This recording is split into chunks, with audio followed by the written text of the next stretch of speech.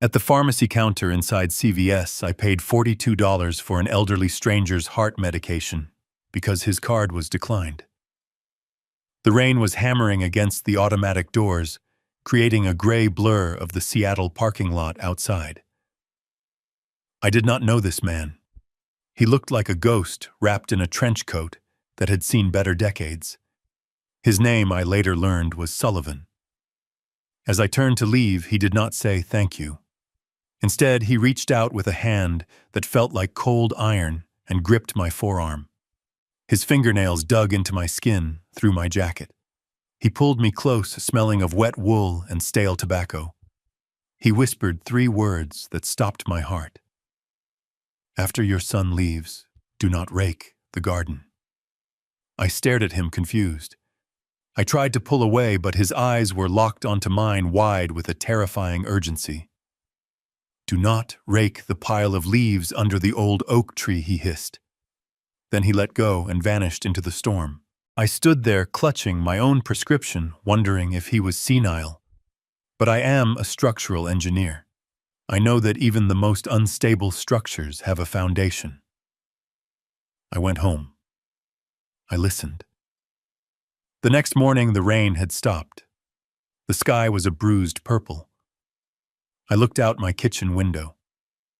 My son Brandon and his wife Monica had left the previous evening after a surprise visit.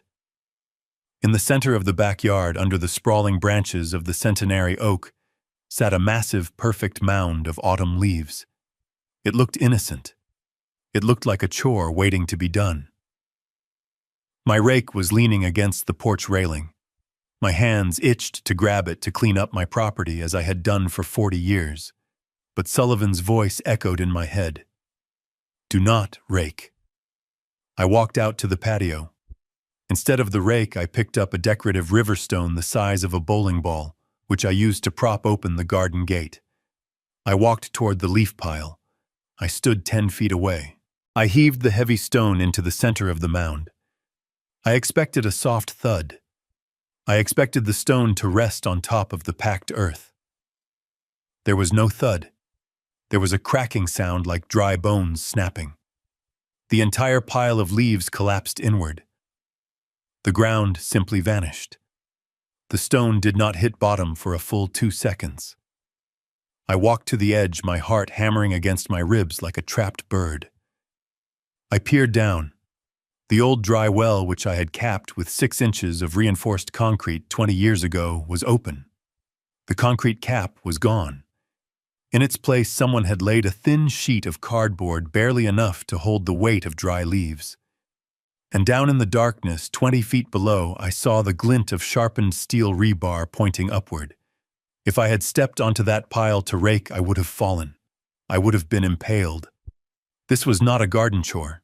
This was an execution method. My knees gave way, and I sank to the wet grass. I realized then that the son I raised did not just want my house. He wanted me dead. Before I tell you how I survived the wolves living in my own guest room, tell me in the comments if you have ever realized that the people you love are the ones holding the knife.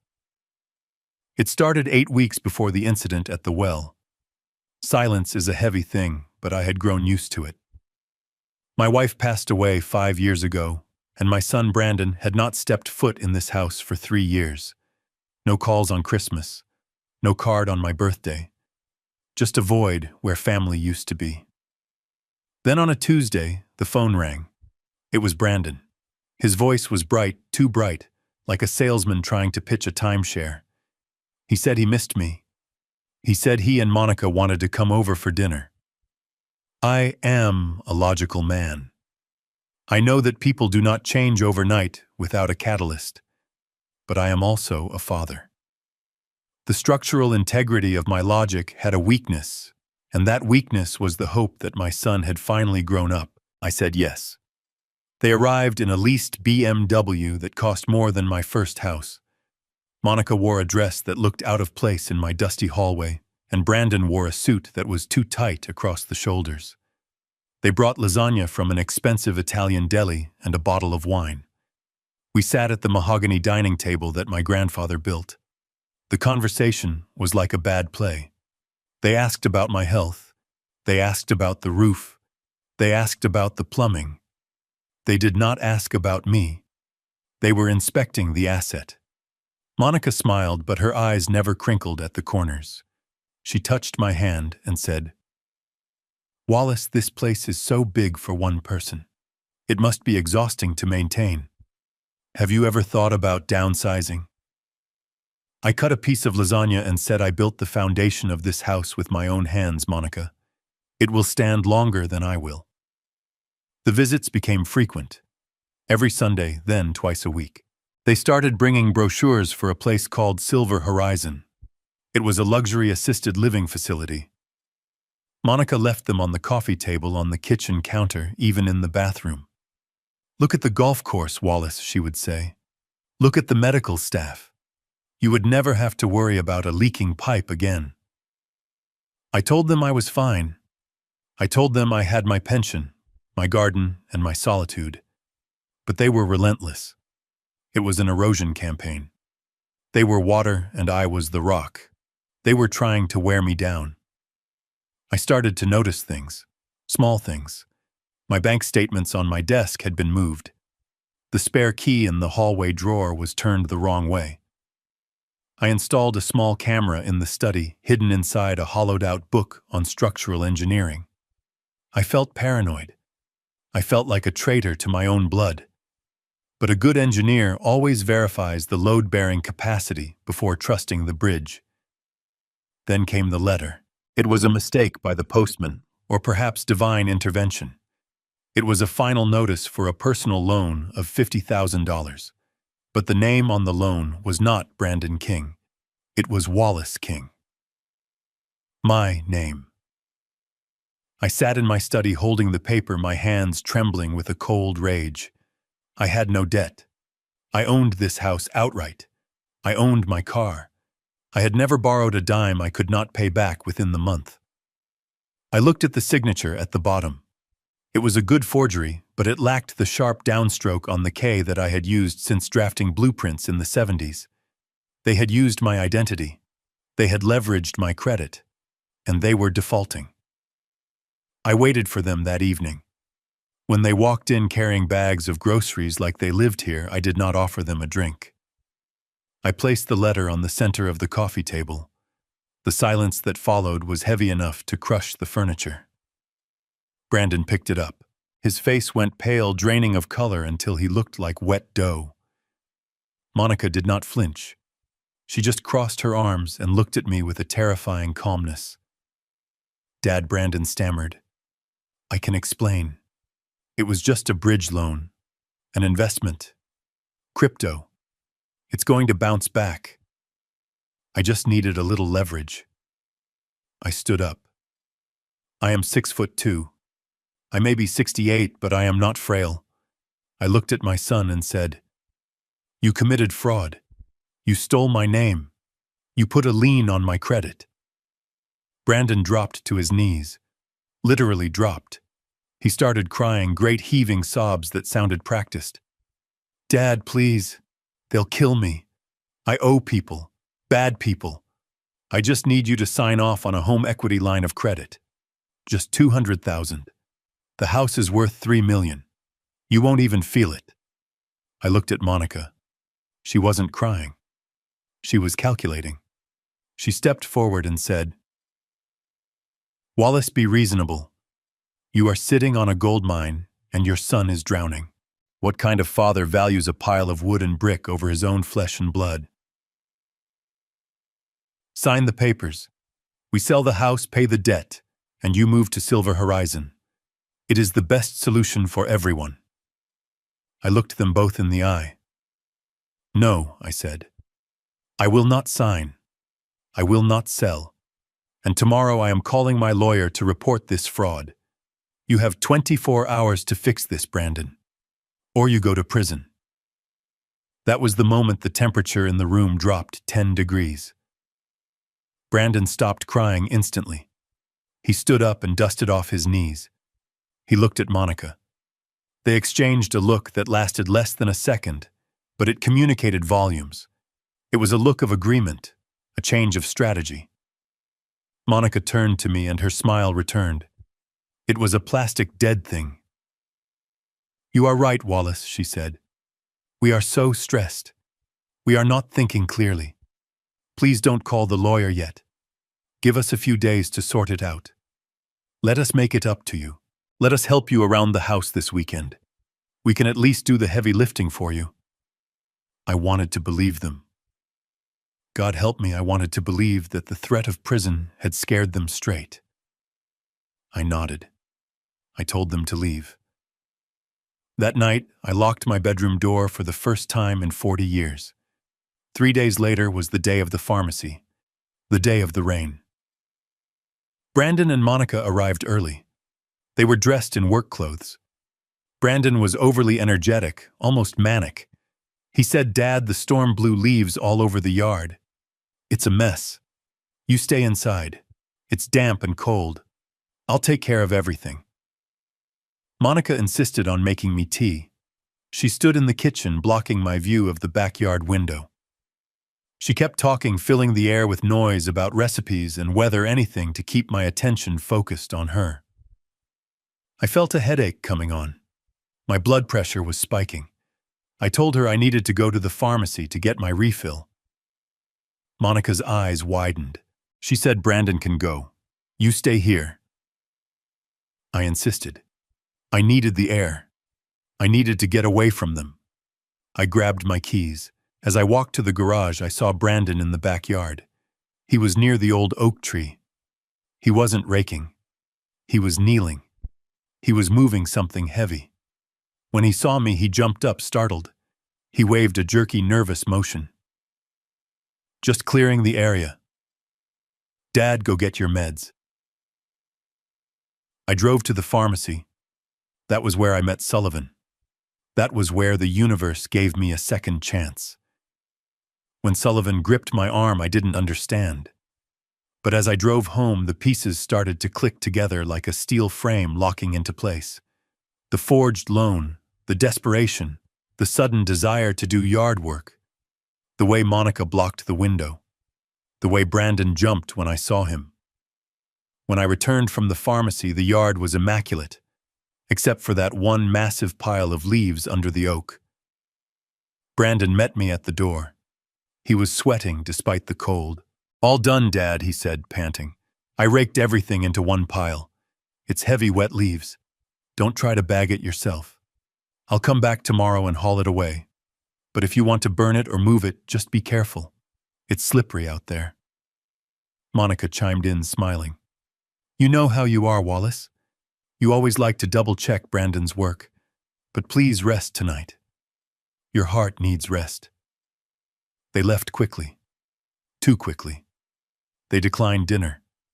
They practically ran to their car. I watched their taillights disappear down the driveway. I stood in the silent house. I looked at the tea Monica had made me. It was cold now. I poured it into the potted plant by the window. I do not know if it was poisoned, and at that moment it didn't matter. The real poison was the betrayal. I did not sleep that night. I sat in my chair by the window watching the leaf pile in the moonlight. It looked like a grave. In a way, it was intended to be. The next morning, after the stone fell and the earth swallowed it, I stood there for a long time. I realized the depth of their plan. It was elegant in its cruelty. An elderly man known to be stubborn about his garden slips on wet leaves and falls into an old well. A tragic accident. The house passes to the only heir. The insurance pays out double for accidental death. The debts are paid. The luxury life continues. I walked back into the house. My hands were steady now. The fear was gone, replaced by a cold, hard resolve. I went to the basement. I found a sheet of plywood and covered the hole again at covering the wood with dirt and leaves to make it look undisturbed. I reset the trap, but this time I was the one holding the trigger. I went to the phone. I did not call the police. Not yet. The police require evidence, and I needed more than a hole in the ground. I needed a confession. I picked up the receiver and dialed Brandon's number. It rang 4 times. "Hello?" Brandon's voice was tight. He was expecting a call from the coroner or the hospital. "Brandon," I said, making my voice sound weak and raspy. "I'm feeling a bit better this morning. The sun is coming out. I think I'm going to go out and finish those leaves. I hate leaving a mess in the yard." There was a silence on the other end, a silence so loud it screamed. Then I heard Monica's voice in the background, muffled but frantic. "Tell him yes, tell him to do it, no!" "Dad," Brandon said, his voice cracking. You should definitely get some fresh air. It's good for you. Just be careful near the oak tree. It's slippery." I smiled. It was not a nice smile. "Thanks, son," I said. "I'll go out there right now." I hung up. I had them. They had just confirmed the kill order. They were waiting for the news of my death. But they were going to be waiting a long time. I went to my study and unlocked the safe. I took out the blueprints of the house. I took out the deed. And then I took out a small leather-bound notebook where I kept the numbers of people I hadn't spoken to in years. I turned to the page marked Private Investigations. I dialed the number Sullivan had scribbled on the back of his pharmacy receipt, which he had slipped into my pocket when he grabbed my arm. "Mr. Sullivan," I said when he answered, "you were right about the leaves. Now tell me everything you know about the insurance policy." This was not just a family dispute anymore. This was war. And they had made a fatal error. They forgot that before I was an old man, I was an engineer. I know how to build things up, but I also know exactly how to tear them down. And I was going to dismantle their lives brick by brick. The physics of the trap were simple, but the execution was sophisticated. That is what chilled me more than the cold Seattle rain now beginning to drizzle against my neck. An accident is chaotic. Entropy is random. This was design. I stood at the edge of the void, where the solid earth should have been forcing my breathing to slow down. Panic is a luxury for people who do not understand how things are built, or in this case, how they are dismantled. I am a structural engineer. When a bridge fails, we do not scream. We inspect the wreckage. We find the stress fracture. We find the truth. I walked back to the garage, my boots heavy on the wet grass. I did not run. I moved with the methodical plodding of a man who has a job to do.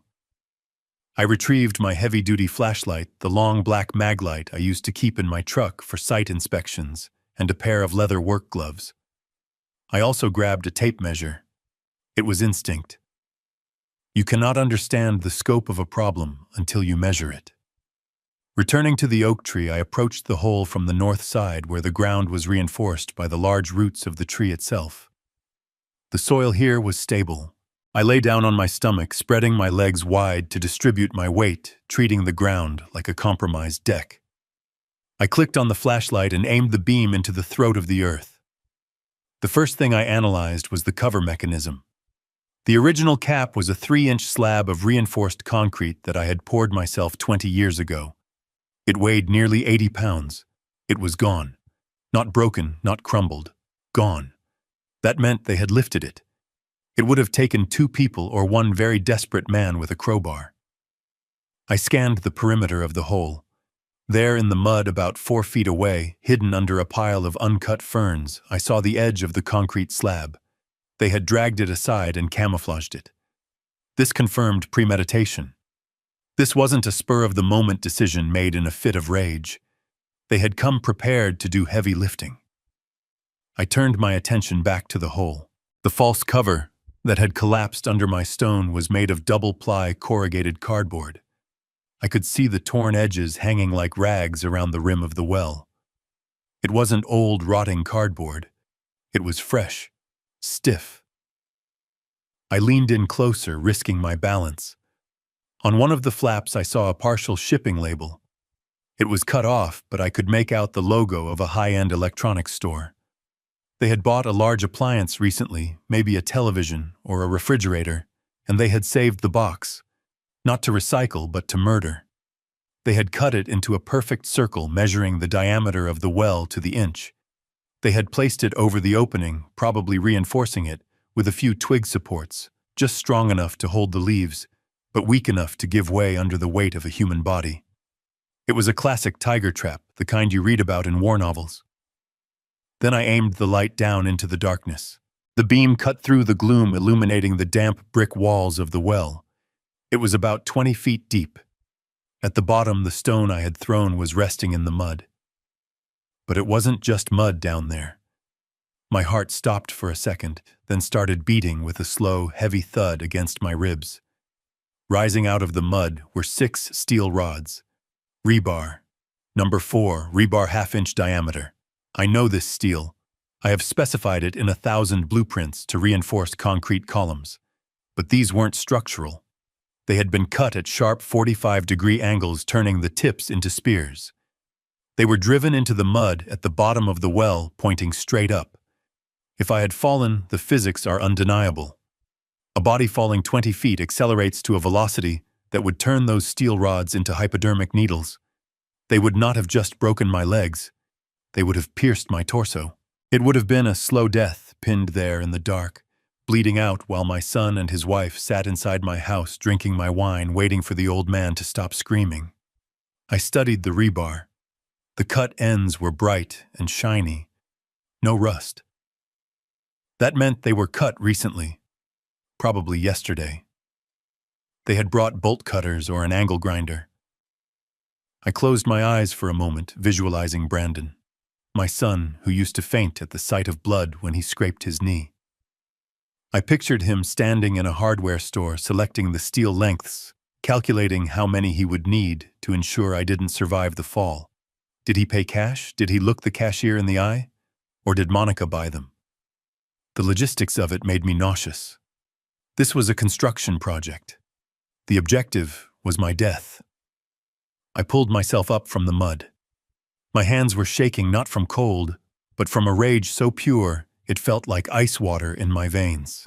I needed to document this. If I went to the police now, they might believe me, but a defense lawyer could argue that the rebar was old debris, that the cardboard was accidental litter. I needed to see it all clearly. I took the tape measure and extended it down. 19 feet 6 inches to the tip of the spikes. I looked at the leaves surrounding the hole. They had been raked with precision to cover the cardboard completely, but look natural. That was the artistic touch. That was Monica. Brandon was sloppy, but Monica was a perfectionist. She understood aesthetics. She knew that a pile of leaves in the middle of a messy yard looks suspicious, but a pile of leaves in a clean yard looks like a chore in progress. She had staged the scene. The rake leaning against the porch was a prop. The garden gloves left on the bench were a prop. I was the final actor they were waiting for to step onto the stage. I realized then that I could not leave the hole exposed. If they came back and saw the trap had been sprung, but I was alive, they would know I knew. They would panic. Desperate people are dangerous. They might try something cruder like a fire or a break-in.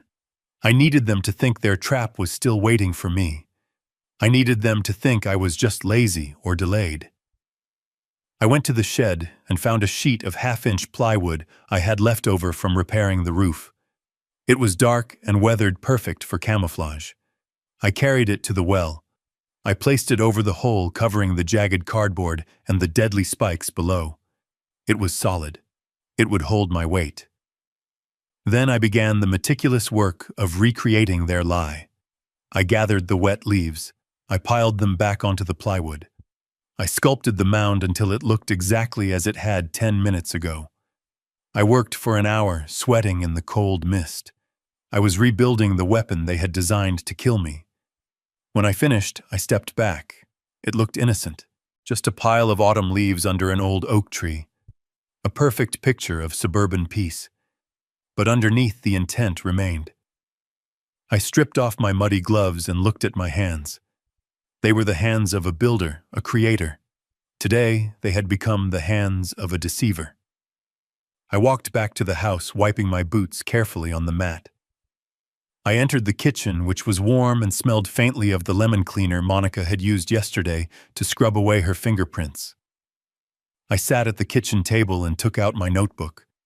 I wrote down the date and time.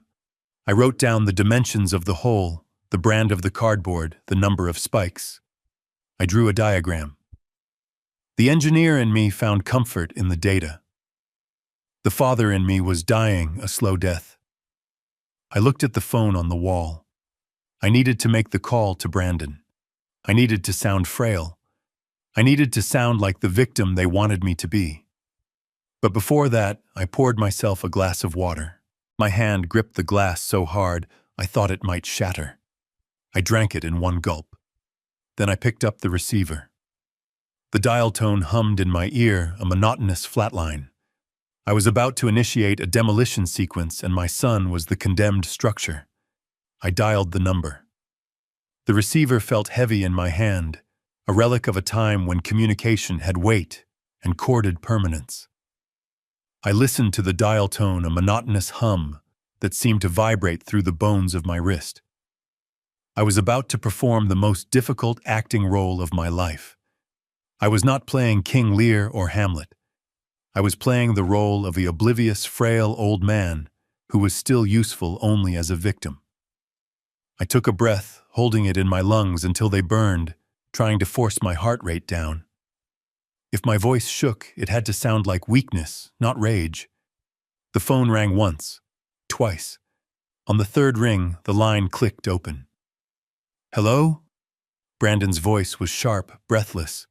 It was not the casual greeting of a son. It was the desperate answer of a man waiting for a verdict. There was no background noise on his end. No TV, no traffic. They were sitting in silence, waiting for the phone to ring, praying that the voice on the other end would be a paramedic, a police officer, or a coroner. "Brandon," I said. I let a little wheeze creep into my voice, the sound of air struggling through an old carburetor. "It's Dad." There was a pause. A beat of silence that lasted a fraction of a second too long. Then the performance began. "Dad." "Hey. We were just talking about you. Is everything okay?" The question was loaded. Is everything okay meant, are you still alive? Are you injured? Are you calling from the bottom of a hole? I cleared my throat, making a wet rattling sound. "I'm fine, son. Just frustrated. I tried to go out to the garden like we talked about. I got my boots on and everything. But this damn back of mine. I tried to bend down to tie my laces and it just seized up on me. Like a hot poker right in the lumbar. I can barely stand up straight." I waited. I needed to hear the reaction. I needed to confirm the hypothesis. "Oh," Brandon said. The word fell out of his mouth like a dropped stone. The disappointment was so palpable I could almost feel it coming through the wire. It wasn't concern. It wasn't sympathy. It was the deflation of a balloon. "You didn't go out. You didn't rake the leaves." "No," I said, leaning against the kitchen counter. My eyes fixed on the photograph of Brandon's college graduation hanging by the fridge. "I'm stuck inside today.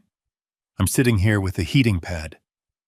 I don't think I'll be able to get to that pile for a few days.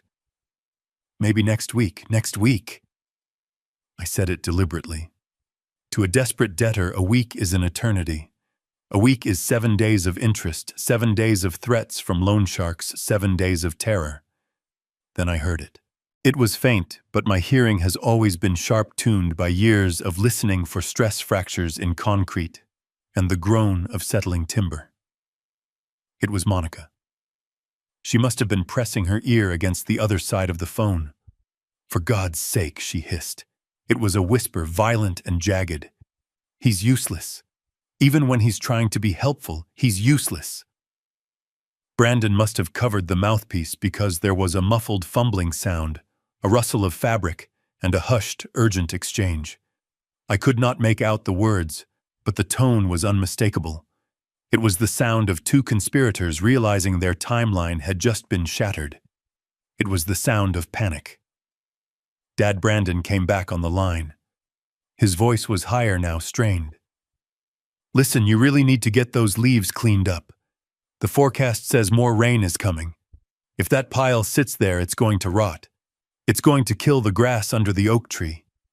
You know how much you love that grass. He was pushing me toward the trap. He was begging me to walk into the execution chamber because he was worried about the lawn. The absurdity of it almost made me laugh, a dark, bitter laugh that would have given everything away. I know, son, I said. I'll try again tomorrow. Maybe if I take enough painkillers I can push through. Don't push too hard, he said. And then in a slip of the tongue that revealed the monster beneath the skin, he added, just get it done, okay? I just want the yard to look nice for you. We hung up. The click of the disconnection was the loudest sound in the world. I placed the receiver back on the cradle and stood there in the silence of my kitchen. The adrenaline that had sustained me through the inspection of the well began to fade, replaced by a cold, creeping horror that started in my stomach and radiated out to my fingertips. I looked at my hands. They were the same hands that had held Brandon when he was an hour old. I remembered the weight of him, a warm, squirming bundle wrapped in a hospital blanket. I remembered the promise I made to him, then a silent vow, to protect him from the world, to build a foundation that would never crumble beneath his feet. I had spent 35 years pouring my sweat, my money, and my love into that boy. I taught him to ride a bike on this very driveway. I paid for his braces. I paid for his degree. I held him when he cried over his first heartbreak. And now that same boy, the flesh of my flesh, was sitting in a luxury apartment across town, angry that I was not currently impaled on rusty steel spikes. It is a specific kind of fear. It is not the fear of death. At 68, death is a neighbor you know will eventually knock on your door. This was the fear of your own creation turning against you. It was the realization that the love you gave was not an investment that accrued interest, but a resource that had been mined until the vein was empty, and now the mine shaft was being collapsed to cover the evidence. I walked into the living room and sat in my armchair. The house felt different now. Yesterday it was a home. Today it was a hunting ground. I looked at the objects around me. The ceramic coaster Brandon made in third-grade camp. The framed photo of us fishing at Lake Union. These artifacts, once precious, now felt like evidence in a criminal case. They were lies. Or perhaps they were truths that had rotted over time, corrupted by greed and the influence of a woman who saw people as line items on a balance sheet. I realized then that I was grieving. I was not grieving my own potential death. I was grieving the death of my son. The man who existed in my head, the Brandon I thought I knew, did not exist. He had been replaced by this stranger, this hollow shell of a man who could discuss his father's murder with the annoyance of a delayed Amazon delivery. Monica's voice echoed in my head. He is useless. That was their truth. I was an asset that had ceased to yield dividends. I was a structural liability. And in the world of engineering, when a structure becomes a liability, you condemn it. You demolish it. But they had made a miscalculation. They assumed the building was empty. They assumed the foundation was weak. They forgot that I was the one who poured the concrete. I sat there as the afternoon light faded into gray evening, and I let the fear harden into something else. I let it calcify into resolve. I was not going to be the victim in their tragedy. I was going to be the architect of their downfall. I stood up. My back did not hurt. My heart was steady. I went to the window and looked out at the garden one last time. The pile of leaves was barely visible in the twilight. It waited there, a silent testament to their intent. Tomorrow I would not be the old man with the bad back. Tomorrow I would meet with Sullivan. Tomorrow I would start digging my own tunnels, and I would make sure that when the ground finally collapsed, I wouldn't be the one falling. I went to the kitchen drawer and took out a fresh battery for the voice recorder. I checked the tape. I checked the levels. I was done being a father. Now I was a witness for the prosecution. The silence in the house after I hung up the phone with Brandon was heavier than the concrete foundations I used to pour. I sat in the dark living room watching the headlights of passing cars sweep across the ceiling like searchlights. I was waiting. Sullivan had said he would come after dark, and for a man who looked like he lived in the shadows, I knew he would be punctual. At 9:15, there was no doorbell, just a rhythmic heavy knock on the back porch door. It was the knock of a man who knows how to enter a place unseen. I unlocked the deadbolt and opened the door. The night air was wet and smelled of pine needles and impending frost. Sullivan stood there, water dripping from the brim of a hat that went out of style in the 50s. He didn't smile. He didn't offer a greeting. He simply stepped inside, wiping his muddy boots on the mat with a surprising amount of respect for my floors. I led him to the study, the only room in the house where I felt I could still think clearly. I offered him a drink. He asked for whiskey neat. I poured 2 glasses. My hand was steady, but my soul was vibrating with a frequency that felt dangerous. Sullivan took a sip, his eyes scanning the room, taking in the shelves of engineering books, the framed degrees, the life of a man who built things to last. He placed the glass down on a coaster and reached into his coat pocket. He pulled out a thick manila envelope. It was battered, stained with coffee rings and rain, looking exactly like the man who carried it. He slid it across the mahogany desk. The sound of paper sliding on wood was the only noise in the room. "Before you open that," Sullivan said, his voice like gravel grinding in a mixer, "you need to understand who I am. I am not a police officer. I am not a friend of the family. I am a private investigator contracted by the Zenith Mutual Insurance Group. My job is usually boring. I catch people faking back injuries to get workers' compensation. I catch husbands hiding assets during divorces. But 3 weeks ago, a flag went up in our system that made my stomach turn." I stared at the envelope. "What kind of flag?" I asked. "A $5 million flag," Sullivan replied. He leaned forward, the shadows from the desk lamp cutting across his face, making him look like a gargoyle. "Your son, Brandon King, purchased a term life insurance policy on you. The beneficiary is him. The secondary beneficiary is his wife, Monica." I felt the air leave my lungs. $5 million.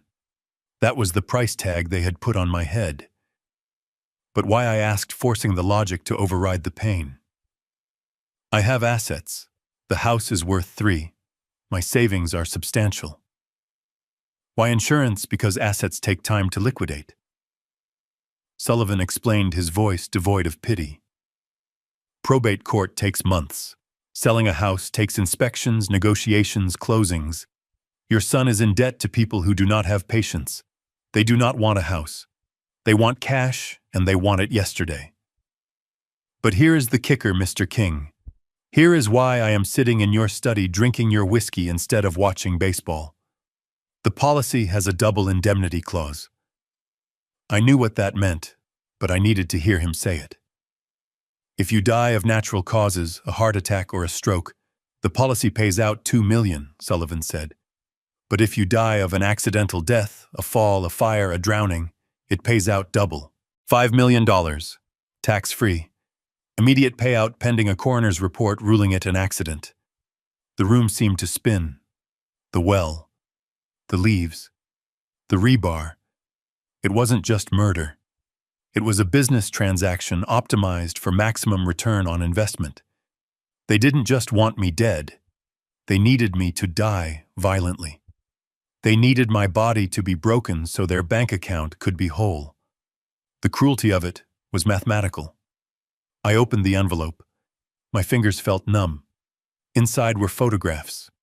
Grainy, high contrast, taken with a long-range lens. The first one showed Brandon standing in the parking lot of a Home Depot. He was looking over his shoulder, his face pale and sweaty.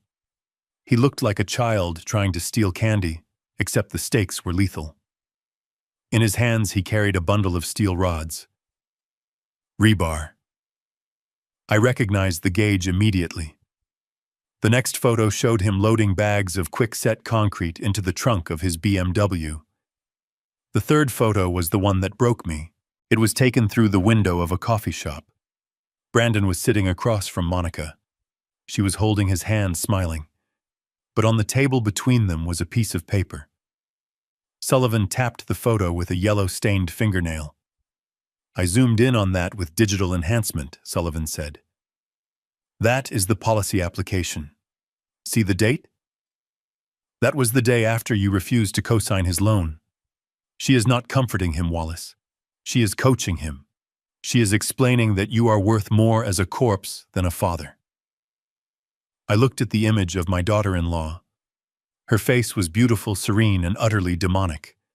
I realized then that Brandon was the weapon, but she was the hand that aimed it. My son was weak, a structure with a compromised foundation, but she was the earthquake. Sullivan took another sip of whiskey. "I have been following them for 10 days, he said. "I watched them drive out to the old quarry to test the sharpness of the rebar. I watched them buy the cardboard from an appliance store in Tacoma so it couldn't be traced to local shops. I stood outside your fence last night in the rain because I knew the timeline. The debt collectors gave Brandon a deadline of this Friday. Today is Wednesday. You were scheduled to die this morning." I looked up at him.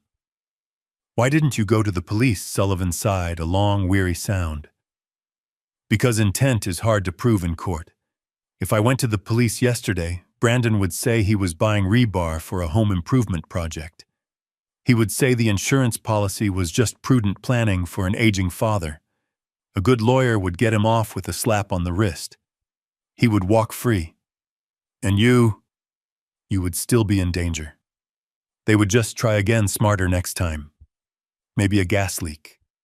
Maybe a car crash." "So what do we do?" I asked. The engineer in me was taking over. I needed a plan. I needed a schematic. "We don't stop them," Sullivan said, a cold smile touching his lips for the first time. "We let them proceed. We let them think they are winning. You see, Mr. King, fraud is only a crime when you try to collect. Attempted murder is hard to stick, but insurance fraud, that is a federal offense. And if we can catch them in the act of trying to claim the money for a murder they think they committed, we have them forever."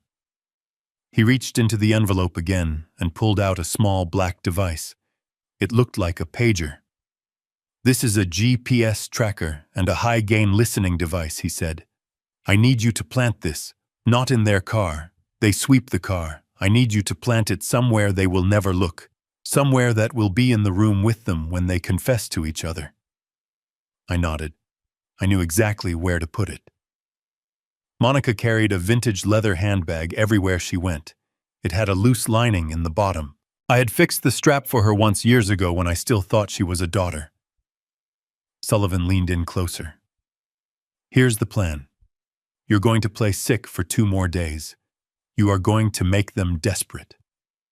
Desperation makes people sloppy. They will try to force the accident. They might come here to push you. They might try to poison you again. You need to be ready. You need to be a ghost in your own house." "I am not afraid," I said. And it was the truth. The fear had burned away, leaving only cold ash. "Good," Sullivan said. "Because I can't protect you 24 hours a day. I can document the crime, but you have to survive it. I have a contact at the precinct, a detective who hates this kind of thing as much as I do. When the trap springs, he will be ready. But we need the smoking gun. We need them to say the words on tape. We need them to admit that the accident wasn't an accident." He finished his whiskey and stood up. The meeting was over. The alliance was formed. He was the hunter, and I was the bait. "One more thing," Sullivan said, pausing at the door. "Why did you pay for my medicine at the pharmacy? You didn't know who I was. You didn't know I was saving your life. Why did you do it?" I looked at this stranger, this angel of death in a trench coat. "Because you looked like you were fighting a battle." "You were losing," I said. "And I know what that feels like." Sullivan nodded, pulling his hat down low. "Keep your doors locked, Wallace. And don't drink the tea." He slipped out into the night, leaving me alone with the envelope of photos. I sat there for a long time staring at the picture of my son buying the spikes. I took a pair of scissors from my desk drawer. Carefully, methodically, I cut the photo. I cut Brandon out of the frame. I cut him away from the rebar, away from the concrete, away from the crime. I was left with a small square of photo paper showing just his face. He looked scared. He looked young. I placed the scrap of photo in my wallet behind my driver's license.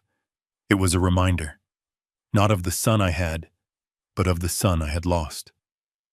The Brandon in the photo was already dead. The man who was coming for me on Friday was a stranger, and strangers who break into my house do not get mercy. They get structural failure. I turned off the desk lamp. The house plunged into darkness. I did not go to bed. I went to the basement workshop. I had work to do. If they wanted an accident, I would give them a masterpiece of engineering. I would turn this house into a machine and I would be the operator. The siege had begun. Thanksgiving arrived not with the warmth of family, but with the cold, damp chill of a Seattle storm and the metallic taste of adrenaline in my mouth. It is a holiday designed for gratitude, but in my house it had become a stage for the final act of a tragedy. I unlocked the front door at noon. Brandon and Monica stood there shaking off their umbrellas. They held a 20-pound turkey and a bag of expensive wine props for the performance they were about to give. Brandon looked thinner. His eyes were darting around the porch, checking for cameras, checking for neighbors, checking for anything that might witness what they planned to do. Monica, however, was radiant. She wore a cashmere sweater and a smile that didn't reach her eyes. It was the smile of a predator who knows the prey is cornered. "Happy Thanksgiving." "Wallace," she said, leaning in to kiss my cheek. Her perfume was overpowering, a floral scent meant to mask the rot beneath. I played my part. I leaned heavily on my cane, a prop I had bought at the pharmacy along with the heating pads. I flinched as if my back was in spasms. "Come in," I wheezed. "I am afraid I won't be much help in the kitchen today. This pain is unbearable." "Perfect," Monica said, and then she caught herself. "I mean, you should rest. We want to spoil you. You just sit in your chair and let us take care of everything." They moved into the kitchen like an occupying army. I retreated to my armchair in the living room, which offered a direct line of sight to the kitchen island. I had positioned the chair carefully that morning, adjusting the angle so that the reflection in the glass of the china cabinet gave me a view of the blind spots the kitchen counter usually hid. I wasn't just an old man watching television, I was a surveillance operator. The sounds of cooking began. The chopping of celery, the clattering of pans.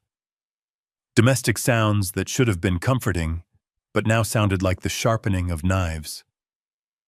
Brandon was tasked with peeling potatoes. I watched him. His hands were shaking. He dropped the peeler twice. He was drinking wine, already filling his glass to the brim. He was trying to drown his conscience. Monica, on the other hand, was precise. She moved with efficiency. She didn't drink. She needed steady hands. I closed my eyes and listened to their whispers. The acoustics of my house carry sound well. I designed the open floor plan myself. "Is he asleep?" Brandon hissed. "Keep your voice down," Monica snapped. "Just focus on the potatoes. We need this to look normal. If the paramedics come later, there needs to be a half-eaten dinner on the table. It sells the narrative." I gripped the armrest of my chair. Paramedics. Later. The timeline was set. They weren't planning on me surviving dessert. After an hour, the smell of roasting turkey filled the house. It made me nauseous. Monica walked into the living room, wiping her hands on a dish towel. "Wallace," she said, her voice dripping with synthetic sweetness. "It's time for your afternoon medication.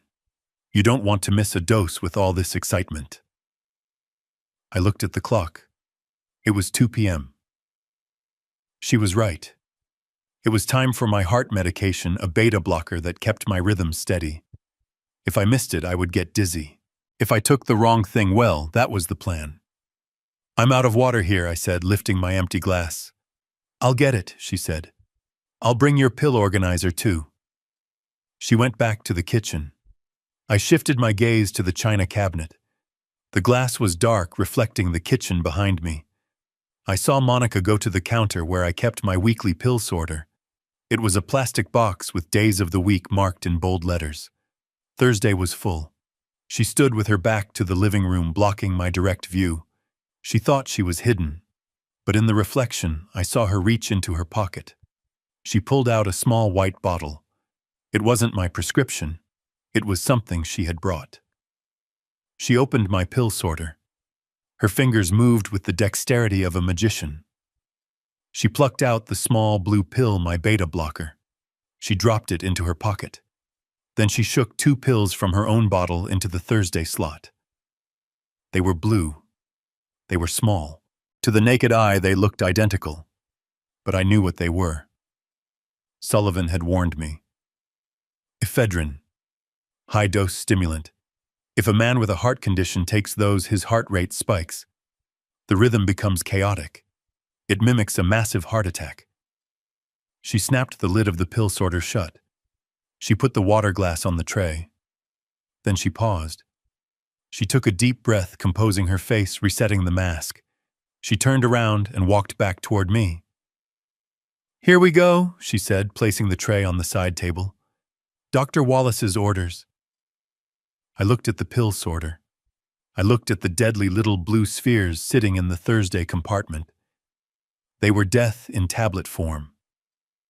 "Thank you, Monica," I said. "You are too good to me." I picked up the water. I picked up the pills. This was the moment of truth. If I didn't take them, she would be suspicious. If I did take them, I would die. I needed a distraction. "Oh, damn it!" I exclaimed, patting my pockets. "My reading glasses. I left them in the bedroom.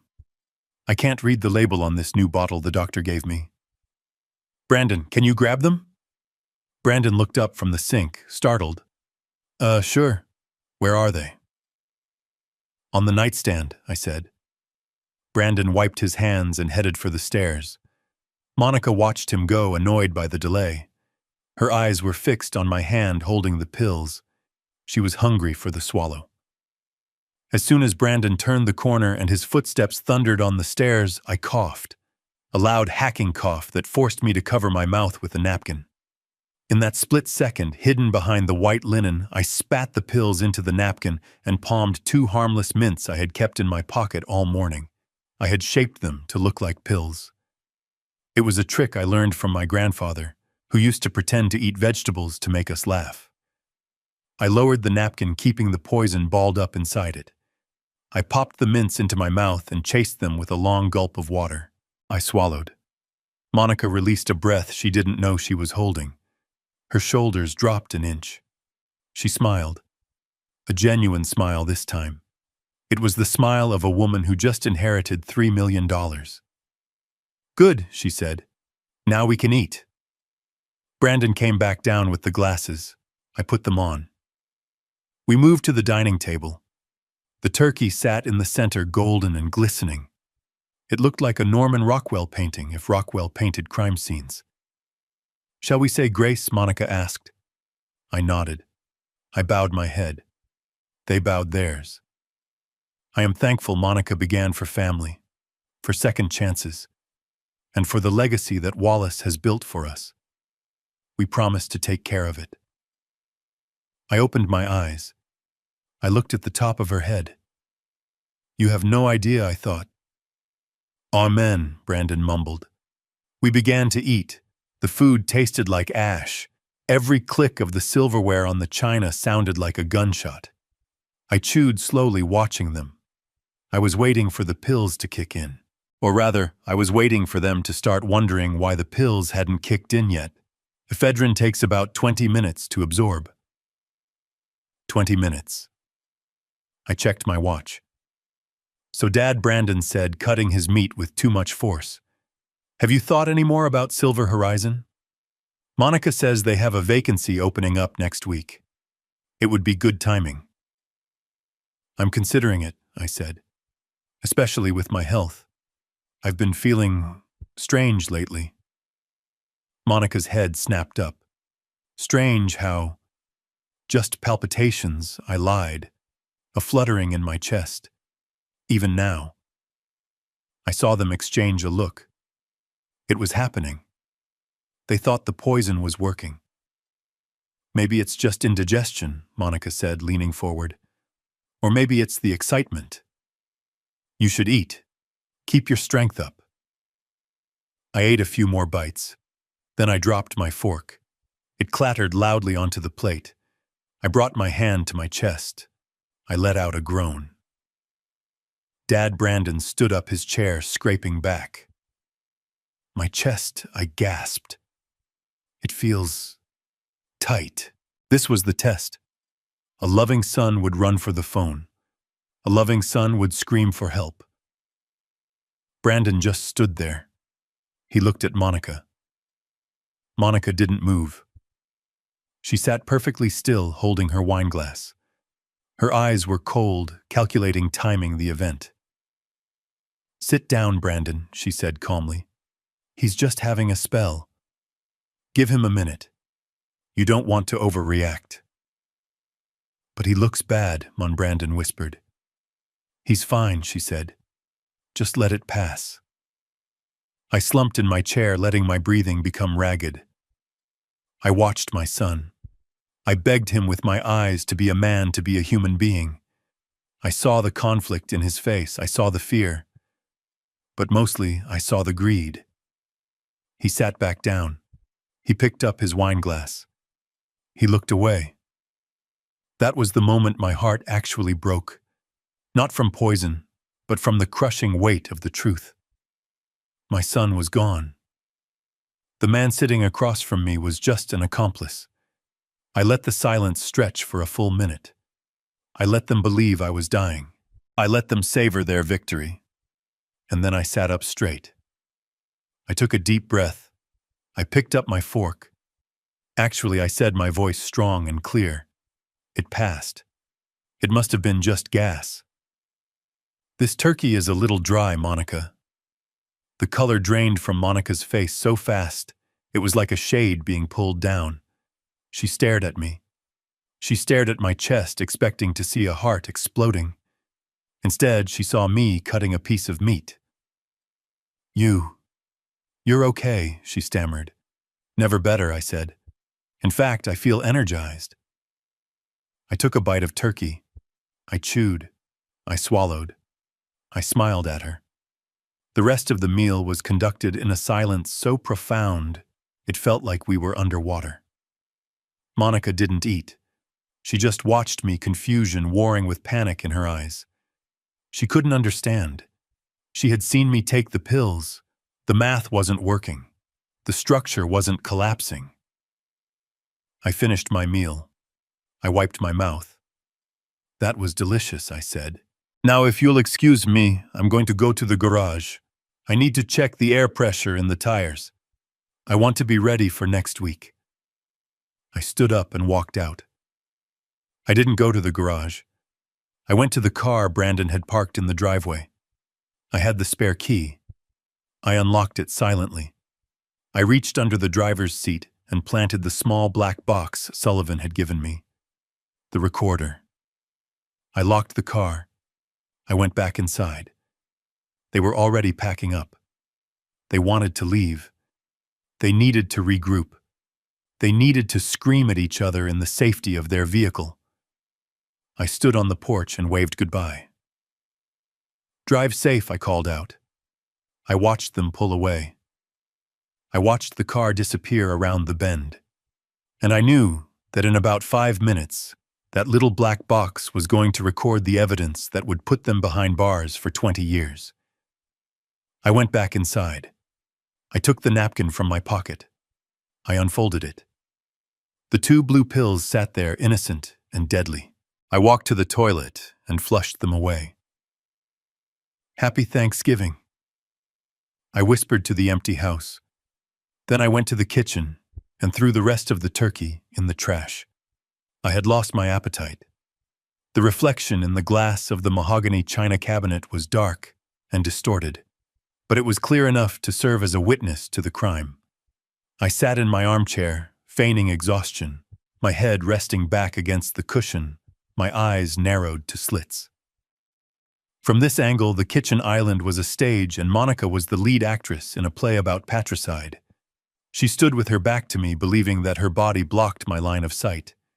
She believed that an old man tired and medicated would not be paying attention to the small, precise movements of her hands. She was wrong. An engineer notices everything. We notice the hairline crack in the concrete before the bridge falls. We notice the slight vibration in the steel before the bolt shears. And I noticed the small white bottle she slipped from the pocket of her cardigan. I watched my breath held tight in my chest as she reached for my weekly pill organizer. It was a simple plastic box marked with the days of the week in bold black letters. Thursday was full. It contained my blood pressure medication, a multivitamin, and the beta blocker that kept my heart rhythm from galloping like a runaway horse. Monica's movements were not frantic. They were terrifyingly calm. She popped the lid of the Thursday compartment with a soft click that was drowned out by the hum of the refrigerator. With her thumb and forefinger, she plucked out the small, round blue pill. That was the atenolol. It was the shield that protected my heart. She dropped it into her pocket. Then she uncapped the white bottle she had brought. She shook 2 pills into her palm. They were blue. They were round. To a casual observer, to a son who wasn't looking, or to a coroner examining the stomach contents. Later, they would look exactly like my medication. But I knew what they were. Sullivan had warned me. Ephedrine, a powerful stimulant used to treat low blood pressure or asthma, but in high doses, it acts like pure adrenaline. For a man with my condition, 2 of those pills would act like a chemical grenade, sending my heart rate into a fatal arrhythmia. She snapped the lid of the organizer shut. The swap was complete. It had taken less than 10 seconds. In 10 seconds, she had transformed my kitchen from a place of sustenance into an execution chamber. She turned on the faucet, filling a glass with water, the noise of the rushing liquid covering the sound of her own breathing. I saw her shoulders relax. She composed her face, putting on the mask of the caring daughter-in-law, and turned around. "Here we go, Wallace," she said, her voice dripping with a sweetness that made my stomach turn. "Time for your meds. You don't want to skip a day, especially with all this stress." She walked toward me, the glass in one hand, the pill organizer in the other. I looked at her. I looked at the woman my son had married, the woman who had shared my Thanksgiving table, the woman who was currently trying to stop my heart. I felt a cold rage, sharper and harder than any steel I had ever worked with. But I did not lunge at her. I did not scream. I reached out with a trembling hand, playing the part of the frail victim she needed me to be. "Thank you, Monica," I said. "You are a blessing." I took the organizer. I popped the Thursday lid. The 2 blue imposters sat there, innocent and deadly. I tipped them into my palm. I felt their weight. I picked up the water glass. This was the pivot point.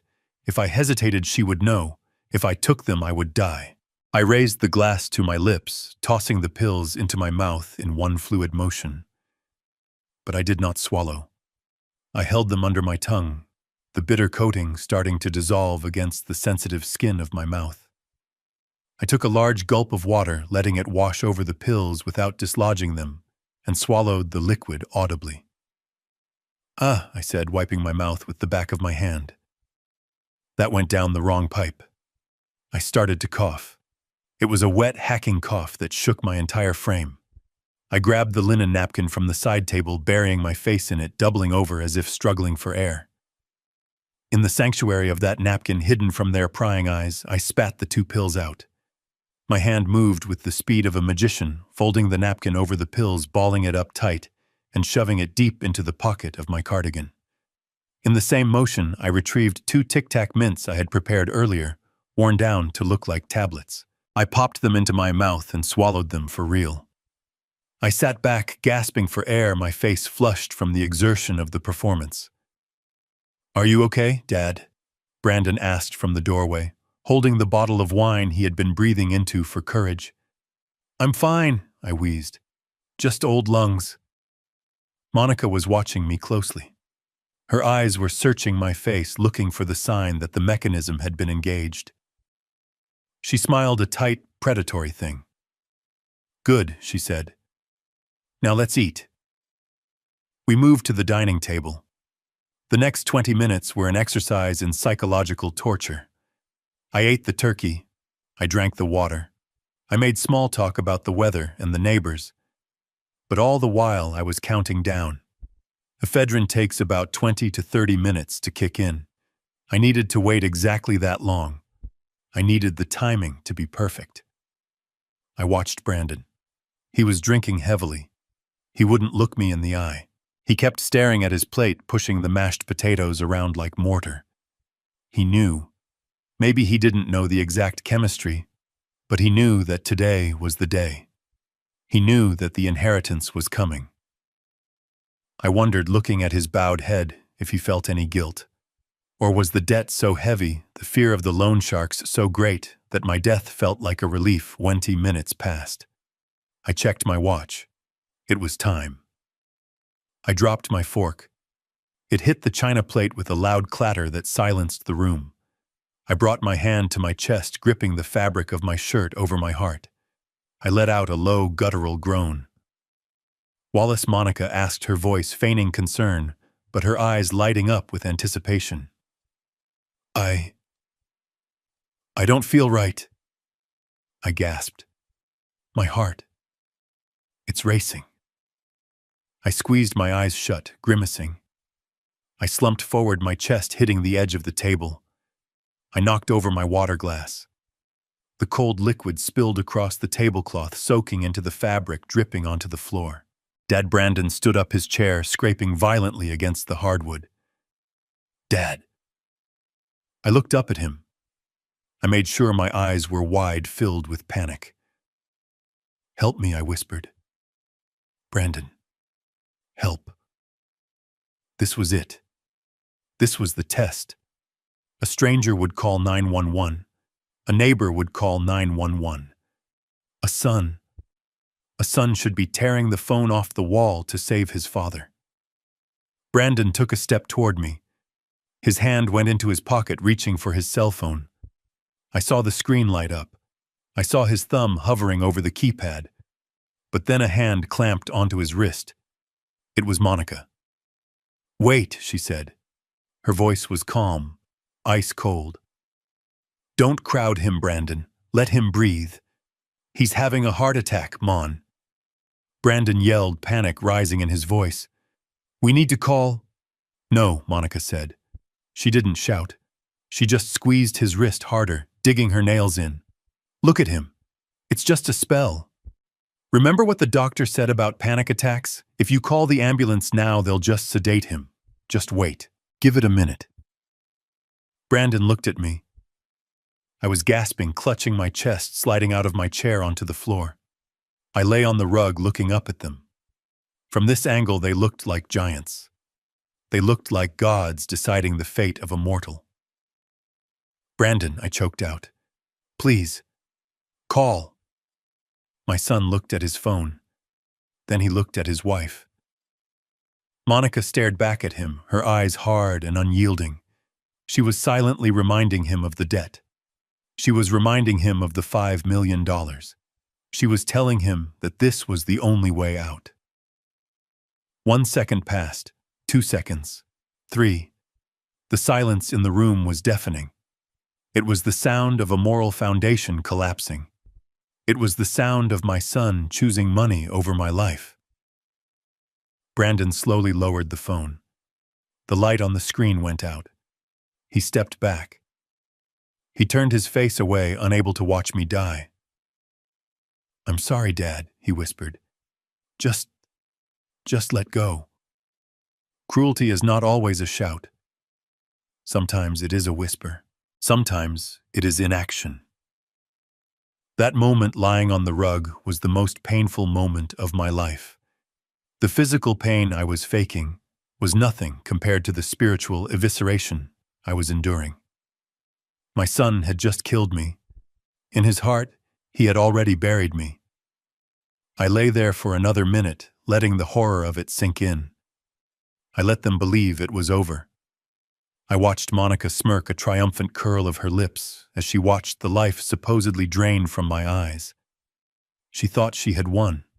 She thought the check was in the mail. And then I stopped gasping. I let my breathing even out. I uncurled my body. I sat up. I adjusted my collar. I brushed a crumb off my sweater. I looked at them. Brandon turned back, confused. Monica's smile faltered. "Dad?" Brandon asked, his voice trembling. I stood up. I didn't need the table for support. I stood tall, my full 6 feet 2 inches looming over them. "You know," I said, my voice steady and devoid of the wheeze I had been affecting for weeks. It passed. Monica stepped back, hitting the sideboard. What she stammered. "But you..." "It must have been indigestion," I said, staring straight into her eyes. "Or maybe it was the mints I ate before dinner. They can be quite strong." I reached into my pocket and pulled out the napkin. I unfolded it slowly, revealing the 2 blue pills still intact, slightly dissolved but unmistakably unswallowed. I held them up between 2 fingers. "You really should be more careful with your medication, Monica," I said. "These don't look like vitamins." The color drained from her face so completely, she looked like a corpse. Brandon made a sound like a wounded animal. I walked past them. I walked to the kitchen sink and dropped the pills into the garbage disposal. I flipped the switch. The machine roared, grinding the poison into dust. I turned off the disposal. The silence returned. "I think I'll skip dessert," I said. I walked out of the room, leaving them standing in the wreckage of their failed murder plot. I had my answer. I had my evidence. And now the gloves were off. The red taillights of the BMW dissolved into the mist at the end of my driveway, leaving me standing on the porch in a silence that felt heavy and absolute. The rain had started again, a slow, freezing drizzle that coated the world in gray varnish. I did not go back to the kitchen to clean up the remains of the Thanksgiving dinner. I did not check the locks. I walked straight to my study, my steps echoing on the hardwood floor, like the cadence of a judge walking toward the bench. On my desk sat a ruggedized laptop that Sullivan had left for me. It was connected to a secure server linked directly to the small black transmitter I had magnetized to the underside of the passenger seat of Brandon's car just moments ago. It was a high-fidelity listening device sensitive enough to pick up a whisper powered by a battery that would last for 48 hours. I sat down in my leather chair. I did not turn on the desk lamp. I preferred the dark. I put on the noise-canceling headphones, pressing the cups tight against my ears, sealing myself in with the ghosts. I watched the audio waveform on the screen. It was a flat green line, static and lifeless. Then, as the car cleared the interference of my garage, the line spiked. The sound was crystal clear. It started with the thrum of the engine, a German-engineered purr that sounded aggressive in the quiet cabin. Then came the sound of aggressive breathing. It was Brandon. He was hyperventilating short, sharp gasps that sounded like a drowning man breaking the surface. "Calm down!" Monica's voice cut through the air. It was distorted slightly by the road noise, but the venom was unmistakable. "You are driving like a maniac. Slow down before you get us pulled over. The last thing we need is a cop looking in the trunk and seeing the shovel." I froze. A shovel. They had brought a shovel. They hadn't just planned to kill me. They had planned to bury me. Or perhaps they planned to bury the evidence. The realization made my skin crawl, but I forced myself to keep listening. "I can't calm down," Brandon shouted. He slammed his hand against the steering wheel. The dull thud echoed in my ears. "Did you see him? Did you see his eyes?" He looked fine. He took the pills. Monday. I watched him put them in his mouth. 2 of them. That dose should have stopped a horse. Why is he still walking? Why is he eating turkey? Maybe they were expired, Monica hissed. Or maybe you bought the wrong thing. I told you to get the liquid concentrate, but you insisted on the pills because they were cheaper. You are always so cheap, Brandon. Even when it comes to murder. No, Brandon argued, his voice cracking. It was the right stuff. Maybe he has a tolerance. Maybe his heart is stronger than we thought. God, what are we going to do? It's Thursday. The deadline is tomorrow at noon. The deadline. Sullivan was right. I leaned closer to the screen, staring at the jagged green lines that represented the voices of my family plotting my extinction. We are going to stick to the plan, Monica said. Her voice was terrifyingly steady. If the chemical route failed, we go back to kinetics. We go back to the accident. We can't. Brandon screamed. He knows something. Did you hear him talk about the mints he was taunting us? I think he knows. He doesn't know anything, Monica snapped. He is a senile old man who got lucky. He thinks he had indigestion. Don't give him so much credit. He is a retired engineer, not Sherlock Holmes. Listen to me. We don't have a choice. Do you want to call Yuri and tell him we don't have the money? Do you want to explain to the Russians that your daddy didn't die on schedule? The name hung in the air. Yuri. The Russians. The abstract concept of debt suddenly solidified into a very specific, very violent reality. They'll kill me, Brandon whimpered. He sounded 5 years old again, crying because he broke a window. But this time the glass couldn't be fixed. They said they'd take my fingers first. Then they'd come for you. They won't touch me, Monica said, her voice dropping an octave. Because you are going to fix this. Tonight. We are going to drive around the block. We are going to wait until his lights go out. Then we are coming back. Tonight, Brandon asked. Tonight, Monica confirmed. We have the key. We have the code to the alarm unless he changed it, which I doubt. We go in. We use the pillow. It's cleaner. We say he died in his sleep. The autopsy will show he had heart disease anyway. It's a natural progression. Use the pillow. I took the headphones off. I placed them gently on the desk. My hands were trembling so violently that I knocked a pen onto the floor. I couldn't breathe. The air in the study felt thin, as if the oxygen had been sucked out by the vacuum of their cruelty. I had prepared for this. I had intellectualized it. I had told myself that they were desperate, that they were greedy. But hearing the specific logistics of my own suffocation, discussed with the casual irritation of a couple arguing about directions, shattered something inside me that I didn't know was still intact. I bent forward, burying my face in my hands. A sound escaped my throat, a dry, ragged sob that sounded like wood splitting. This was my son. This was the boy I had carried on my shoulders at the zoo.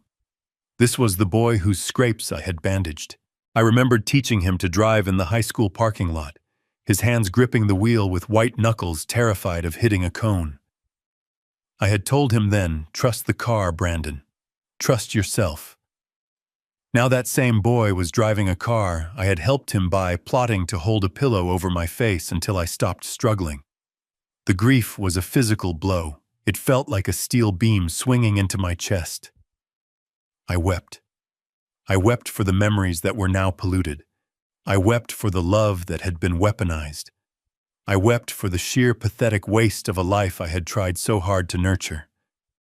I thought about my late wife. I thanked God she wasn't here to hear this. I thanked God she died believing her son was a good man. This truth would have killed her faster than any cancer.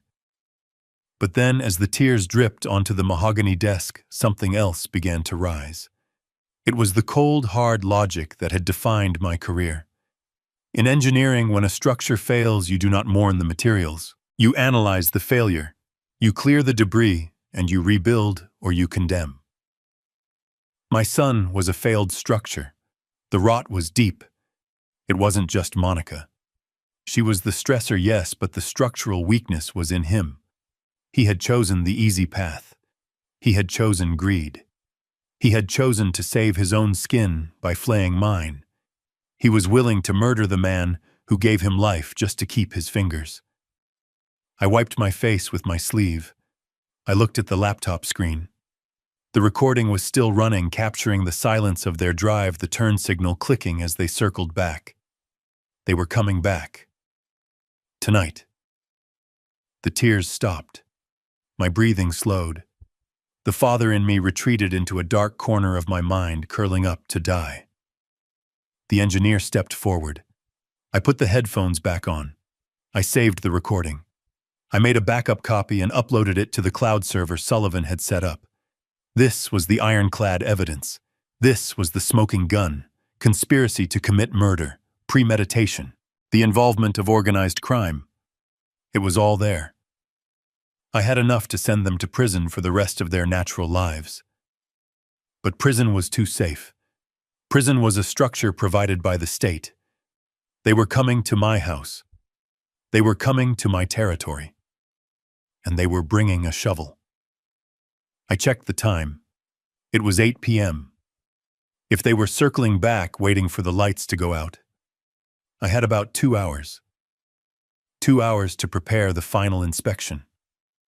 I stood up. I felt lighter.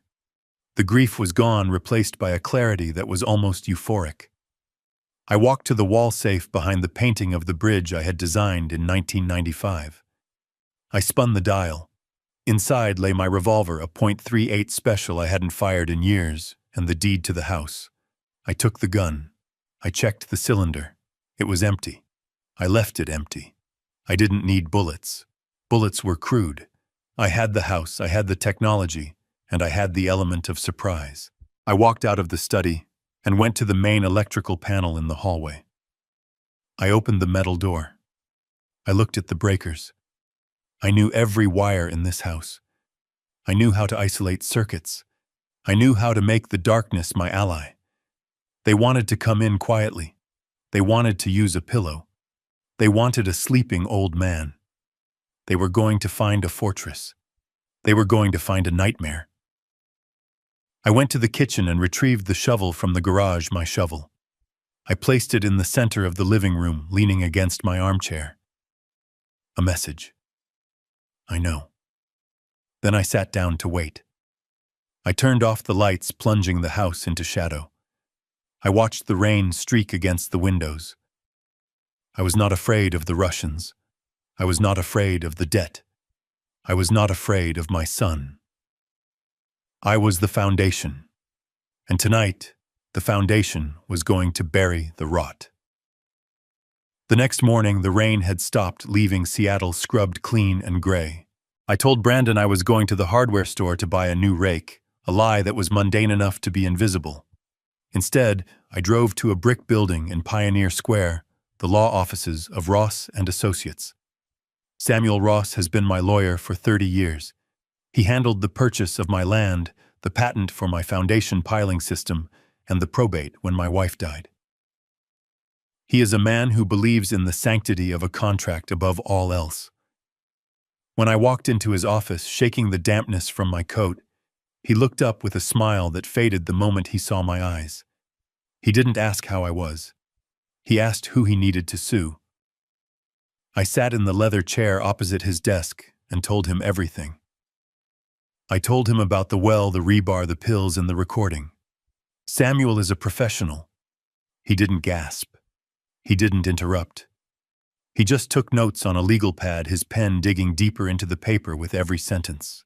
When I finished, he put the pen down and looked at me over the rim of his glasses. "We need to go to the district attorney Wallace," he said. "This is conspiracy to commit capital murder. We have enough to put them away today." "No," I said. "Not yet. The police are a blunt instrument. They might arrest Brandon, but a good defense attorney will argue entrapment. They will argue that the pills were a mistake, that the rebar was for a project. I need something absolute. I need them to destroy themselves. And I need to buy myself time until the trap snaps shut." I slid a piece of paper across the desk. It was a draft I had typed up on my typewriter at 4 in the morning. I want to update my will, Samuel, and I want to create a revocable living trust. Samuel picked up the paper. He read it. His eyebrows shot up. The St. Francis Sanctuary for Abused Animals. Wallace, you don't even own a dog. It doesn't matter, I said. It's a legitimate 501c3 organization. I checked. They do good work. But that is not the point. Read Article 4, Section C. He scanned down the page. He read the clause aloud, his voice flat and legalistic. In the event of my death, all assets, including the real property at 424 Oak Lane liquid savings and investment portfolios, shall be transferred immediately to the trust. However, this transfer is subject to a condition of cause. If the death is ruled natural caused by disease or old age, the trust receives 10%, and the remaining 90% is distributed to my son, Brandon King. He paused, looking up at me. This seems standard, Wallace. Why is this a trap? Read the next paragraph, I said. He continued reading. If, however, the death is ruled accidental, suspicious, or occurs as a result of any external trauma, including but not limited to falls, fires, drowning, or vehicular manslaughter, the entirety of the estate, 100% shall bypass the heirs and be vested solely in the St. Francis Sanctuary. Furthermore, any insurance policies held in my name, regardless of the beneficiary listed on the policy, shall be contested by the estate and directed to the trust for litigation costs. Samuel lowered the paper. He took off his glasses and rubbed the bridge of his nose. I see, he said softly. You are creating a financial incentive for them to keep you alive. Exactly, I said. If I die in my sleep, they get everything. If I die in a tragic accident involving a well or a staircase, they get 0. In fact, they get less than 0 because the litigation clause will tie them up in court for years. But Wallace, Samuel said, leaning forward, you know this house is already... I held up a hand, silencing him. I know what the house is, Samuel, and I know what the government is doing next year, but they don't. And that is why this document is the perfect bait. We spent the next 2 hours formalizing the language. We made it ironclad. We used words like irrevocable and perpetuity. We built a legal fortress around my life constructed not of bricks, but of clauses and statutes. When it was done, Samuel printed 2 copies. One was on heavy bonded paper, watermarked and official. We signed it. He notarized it with his heavy embossing seal. Now, I said, taking the second copy. This one I want you to mail to my house. Mark it urgent and confidential. But send it via regular mail so it arrives tomorrow. Why? Samuel asked. Because Monica opens my mail, I said. She steams the envelopes open and glues them back shut. I've noticed the gum on the flaps is always tacky. I need her to read this. I need her to know that if she pushes me down the stairs, she is pushing $5 million into a dog shelter. Samuel shook his head, a mixture of admiration and horror on his face. You are playing a dangerous game, Wallace. You are taunting a tiger. No, Samuel, I said, standing up and buttoning my coat. I am just changing the rules of the hunt. I left the office with the signed original in my briefcase. The rain had started again, but I didn't feel it.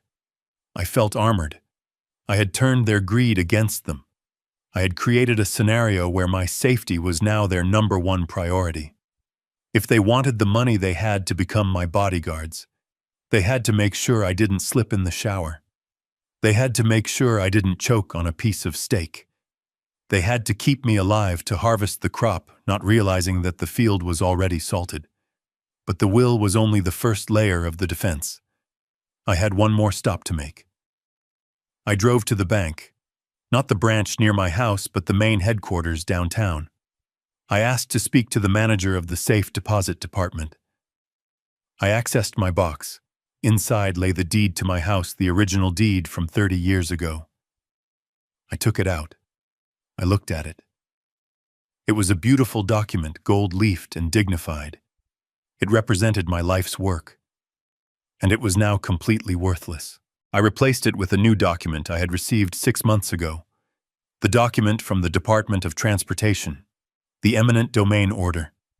The government was widening the highway. My property, along with 6 others on the block, had been claimed. The check for $3.2 million had been deposited into a blind trust account I had set up years ago for charity. Technically, I was a squatter in my own home. I had a leaseback agreement allowing me to stay until demolition day, which was scheduled for January 1st. I placed the eminent domain order in the very back of the box under a stack of old savings bonds. Then I placed the fake will, the one I had just signed, right on top. If they got desperate enough to drill the lock on my safe deposit box, which I suspected Monica was capable of, they would find the will. They would see the trust fund clause. They would panic. But they wouldn't dig deep enough to find the government order. Greed makes people shallow. They stop digging when they hit the first layer of gold, or in this case, the first layer of bad news. I drove home. The house was quiet. Brandon's car was in the driveway. As I walked past it, I saw the mud on the tires. They had been out, probably scouting the location where they planned to dump my body after the accident. I walked into the kitchen. Monica was there brewing coffee. She jumped when I entered, spilling a little water on the counter. "Wallace," she said, her voice high and tight. "We didn't hear you come in." "I was just running errands," I said. "I went to see my lawyer." The mug in her hand froze halfway to her mouth. "Your lawyer?" she asked. "Is everything okay?" I smiled. It was the smile of a grandfather who has a secret. "Oh, everything is fine. Better than fine. I just wanted to make sure my affairs were in order. You know, with my health scare yesterday, it made me think. I realized I needed to update my will, to make sure you and Brandon are taken care of." I saw the greed flash in her eyes, warring with suspicion. That's very thoughtful of you, Wallace." "Yes," I continued, pouring myself a glass of tap water. "I made some changes. Big changes. Samuel is mailing a copy to the house for you to review. I think you'll find it very interesting, especially the part about accidental death." I let the words hang in the air. Accidental death. Monica stared at me. She was trying to read my mind, but I was a closed book. "What about accidental death?" she whispered. I took a sip of water. "Oh, just some standard protective clauses. You know how insurance companies are.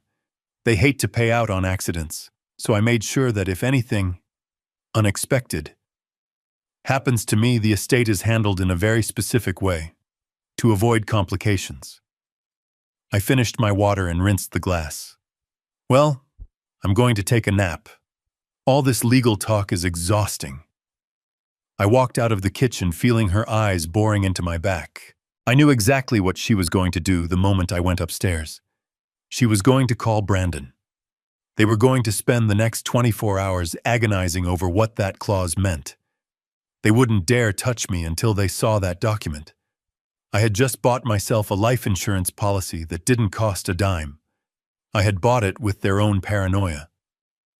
I went into my bedroom and locked the door.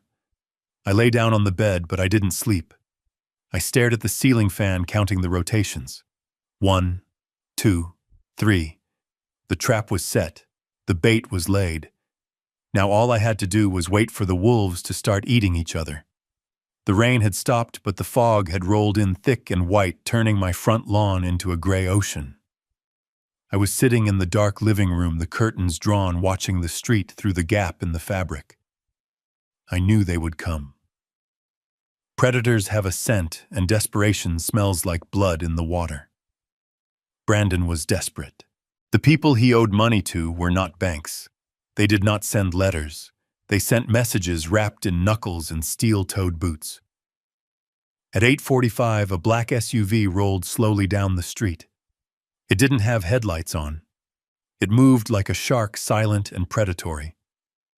It stopped right in front of my driveway. I didn't move. I didn't reach for the phone. I reached for the file folder I had prepared earlier that afternoon. Inside was a lie so precise it was a work of art.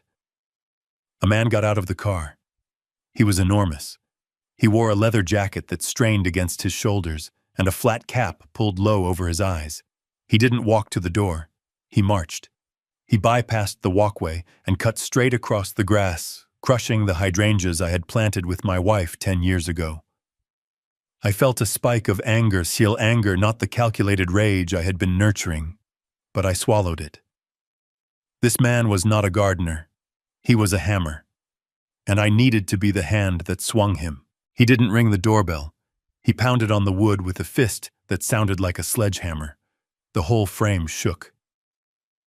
I waited 5 seconds. Then I opened the door. I didn't turn on the porch light. I stood in the shadow of the hallway, letting him loom over me. He smelled of stale cigar smoke and cheap cologne. He looked down at me, his eyes dead and flat, like the eyes of a fish on ice. "Wallace King?" he asked. His voice was a deep rumble like gravel in a cement mixer. "I am," I said. My voice was steady. I didn't tremble. I had spent 40 years on construction sites dealing with foremen who could break a man in half. Intimidation is just physics. It is force applied to a weak point. If you have no weak points, the force dissipates. "Your son owes me a lot of money," the man said. He pushed the door open with his boot, stepping into my foyer without an invitation. He put a hand on my chest. It was heavy like a sandbag. "He thinks he can hide behind his daddy. I'm here to tell you that he can't." I looked at his hand on my chest. Then I looked up at his face. "You are ruining my floor," I said calmly. The man blinked. He wasn't expecting that. He was expecting begging. He was expecting fear. He squeezed my shoulder hard enough to bruise. "Did you hear me, old man? I want the money, or I start breaking things, starting with you." I stepped back, forcing his hand to drop. I turned my back on him and walked into the living room. It was a calculated risk.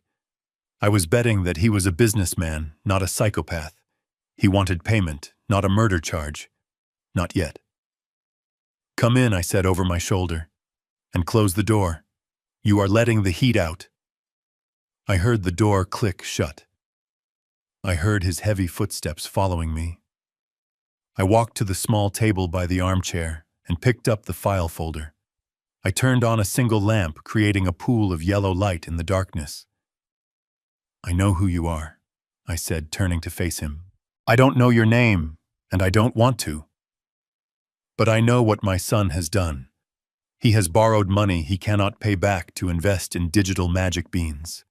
And now he is crying because the bill has come due." The man narrowed his eyes. "He's got until noon tomorrow, or he loses a thumb." I laughed. It was a dry, rasping sound. "A thumb? You think taking his thumb will get you paid? Brandon is a coward. If you cut him, he will just bleed. He won't pay you because he doesn't have it." The man stepped closer, his shadow falling over me. "That's why I'm here. He says you have it. He says you're sitting on $3 million in equity." I nodded. "That is true. I am." "Then sign the papers," the man spat. "He said you were being difficult. He said he needs your signature to access the line of credit. Sign it, or I will break every finger on your right hand until you can't hold a pen, and then I'll make you sign with your left." I looked at him with pity. It was the most insulting look I could muster. "You are a professional," I said. "I can see that. So it surprises me that you are so easily manipulated by a liar like my son." The man stopped. "What Brandon told you I refused to sign?" I asked. "Yeah. He said you told him to get lost." I opened the folder. I pulled out a document. It was a forgery I had created on my computer, complete with a scanned logo of my bank and a transaction number. It looked like a wire transfer confirmation. "I signed the papers yesterday morning," I lied. "I liquidated my retirement account. $500,000. I wired it to Brandon's account at 9 a.m. this morning. I told him to pay his debts and never speak to me again. I held the paper out to him. The man snatched it from my hand. He stared at the numbers. He stared at the date. "He has the money," the man whispered. The anger in his voice shifted. It wasn't directed at me anymore. It was shifting targets. "He has had it for 12 hours, I said. "If he told you he didn't, it's because he's trying to keep it. He's trying to play you. He thinks if he sends you here to scare me, maybe you'll think I'm the problem. Maybe he thinks he can run with the cash while you are busy breaking my fingers." The man crushed the paper in his fist. His face turned a dark, violent shade of red. The veins in his neck bulged. "That little rat," he hissed. He swore to me. He cried on his knees. "My son is an actor," I said coldly. "He gets it from his mother. He is greedy and he is stupid. He thinks he is smarter than you. He thinks he is smarter than me." I walked closer to the man. I was entering his personal space now, invading the zone of the predator. "I washed my hands of him," I said. "I paid his ransom. If he hasn't paid you, that is between you and him. But do not come into my house and threaten me. I have done my part. Now go get your money from the thief who is holding it." The man looked at me. For a second, I saw doubt in his eyes. But the paper was convincing. The logic was sound. And most importantly, it played into his narrative. Nobody wants to believe they have been duped. It is easier to believe that a junkie gambler is lying than to believe an old man in a cardigan is playing a 4D chess game. He shoved the crumpled paper into his pocket. He pointed a thick finger at my face. "If you are lying to me, old man, I will come back. And I will burn this house down with you in it." "I am not lying," I said. "I just want him out of my life. And I assume you want the same." He didn't say another word. He turned and stormed out of the house. The front door slammed so hard the windows rattled in their frames. I listened to his footsteps crunch on the gravel. I heard the SUV engine roar to life. Tires squealed on the wet pavement as he peeled away, driving fast, driving angry. He was heading straight for Brandon. I locked the door. I leaned against the wood, my legs suddenly feeling like water. I slid down until I was sitting on the floor of the foyer. I closed my eyes and breathed. I had just signed my son's death warrant. Or at least I had signed the warrant for his soul. The logic was simple. The mechanic would find Brandon. He would demand the $500,000 I claimed I sent. Brandon would deny it. He would tell the truth that I hadn't sent a dime. But the mechanic wouldn't believe him. Why would he? He had the paper. He had the old man's word. He had the anger of being played. Brandon would be cornered. He would have zero options. He couldn't pay money he didn't have. And he couldn't convince a man with a tire iron that his father was the liar. There was only one way for Brandon to survive the night. He had to make the money appear. And the only way to make the money appear was to cash in the insurance policy. To cash in the policy, I had to die. Tonight, I had stripped away his hesitation. I had stripped away his moral conflict. I had put a gun to his head and told him that the only way to stop the bullet was to pull the trigger on me. I stood up. I checked the time. It was 9:30. The mechanic would reach Brandon's apartment in 20 minutes. The screaming would last 10 minutes. The drive back here would take 30. I had 1 hour. I went to the kitchen. I made a pot of coffee. I needed to be alert. I moved the furniture in the living room, pushing the sofa and the heavy oak table against the walls, clearing the center of the room.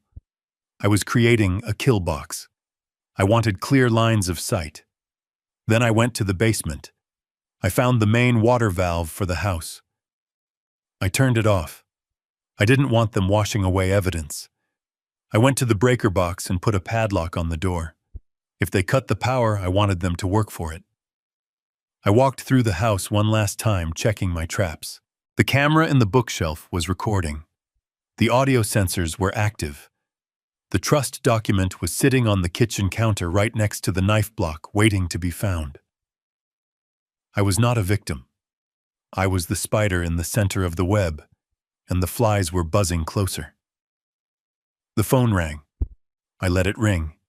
It rang 10 times. Then it stopped. It rang again immediately. I picked it up. Dad.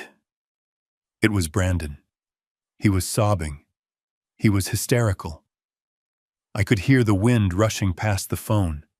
He was driving. Dad, you have to help me. He's here. He says you sent money.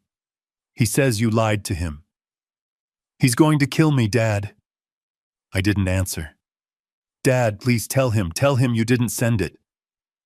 I held the phone away from my ear. I listened to the panic in his voice. It was the sound of a child who realizes the monsters are real. I'm sorry, Brandon, I said softly. I don't know what you're talking about. I'm going to bed. I hung up. I unplugged the phone from the wall. That was the final push. He was coming. And he wasn't coming to talk. He was coming to tear the house apart to find the money he thought I was hiding, or to kill me to get the payout he needed to survive the morning. I sat down in my armchair in the dark. I placed my hands on my knees. I waited for the sound of breaking glass. I was ready. The hounds had been unleashed, and they were leading the hunter right to my door. The storm outside was not just weather anymore. It was a shroud, a heavy velvet curtain drawn across the stage to hide the violence of the final act. I sat in my armchair in the corner of the living room, shrouded in shadow, invisible to anyone who did not know where to look. I had been sitting there for 3 hours. My legs were stiff, but my mind was vibrating with a cold, crystalline clarity.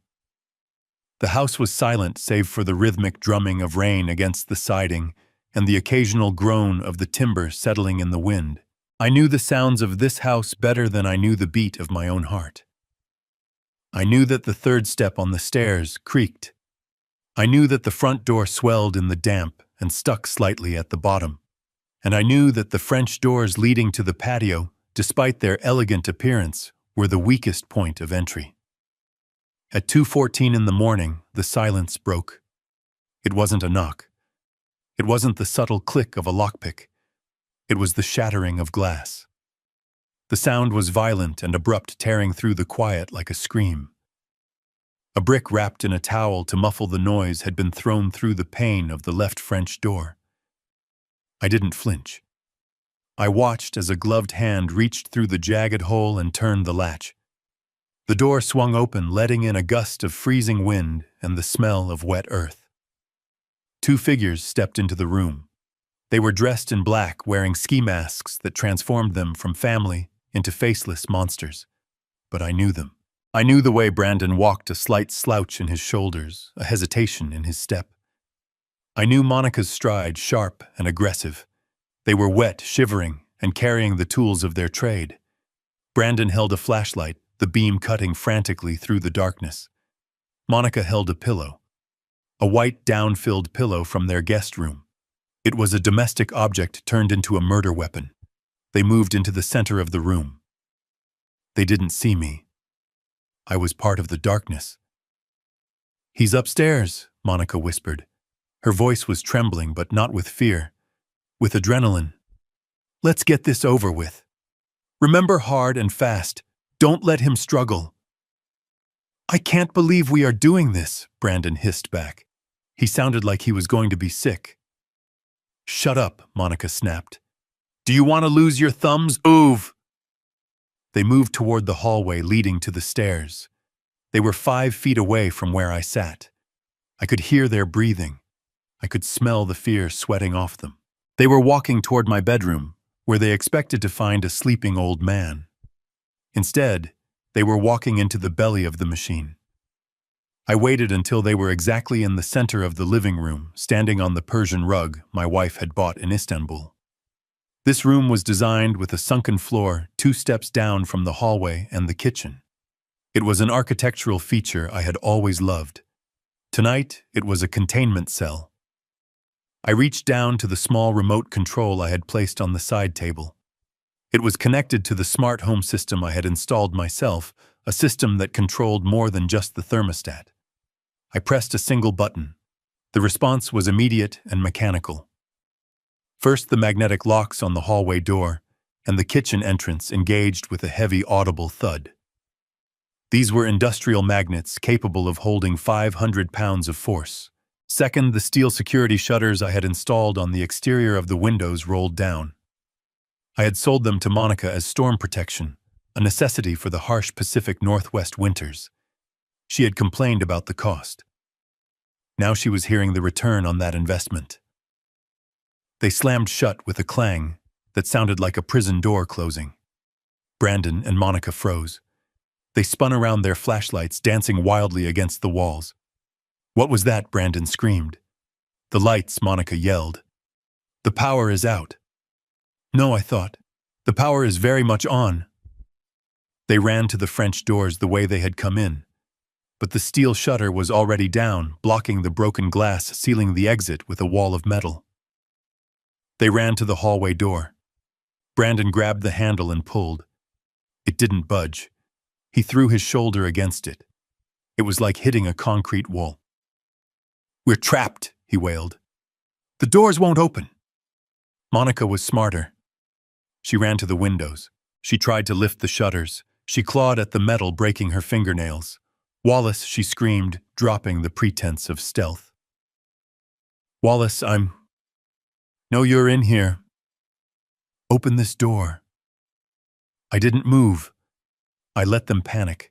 I let them run around the perimeter of their cage for a full minute. I watched them turn on each other. "You said he was asleep," Brandon shouted, shoving her. "You said the alarm was off. I checked it," Monica screamed back. "He must have changed it. They were rats in a bucket. And I was the one holding the lid." Slowly, deliberately, I reached for the lamp next to me. I turned the switch. The light flooded the corner of the room. They both spun around, blinding themselves as they looked into the sudden brightness. I sat there in my armchair, the shotgun I had retrieved from the safe resting across my lap. It wasn't loaded, but they didn't know that. I held a cup of coffee in my hand.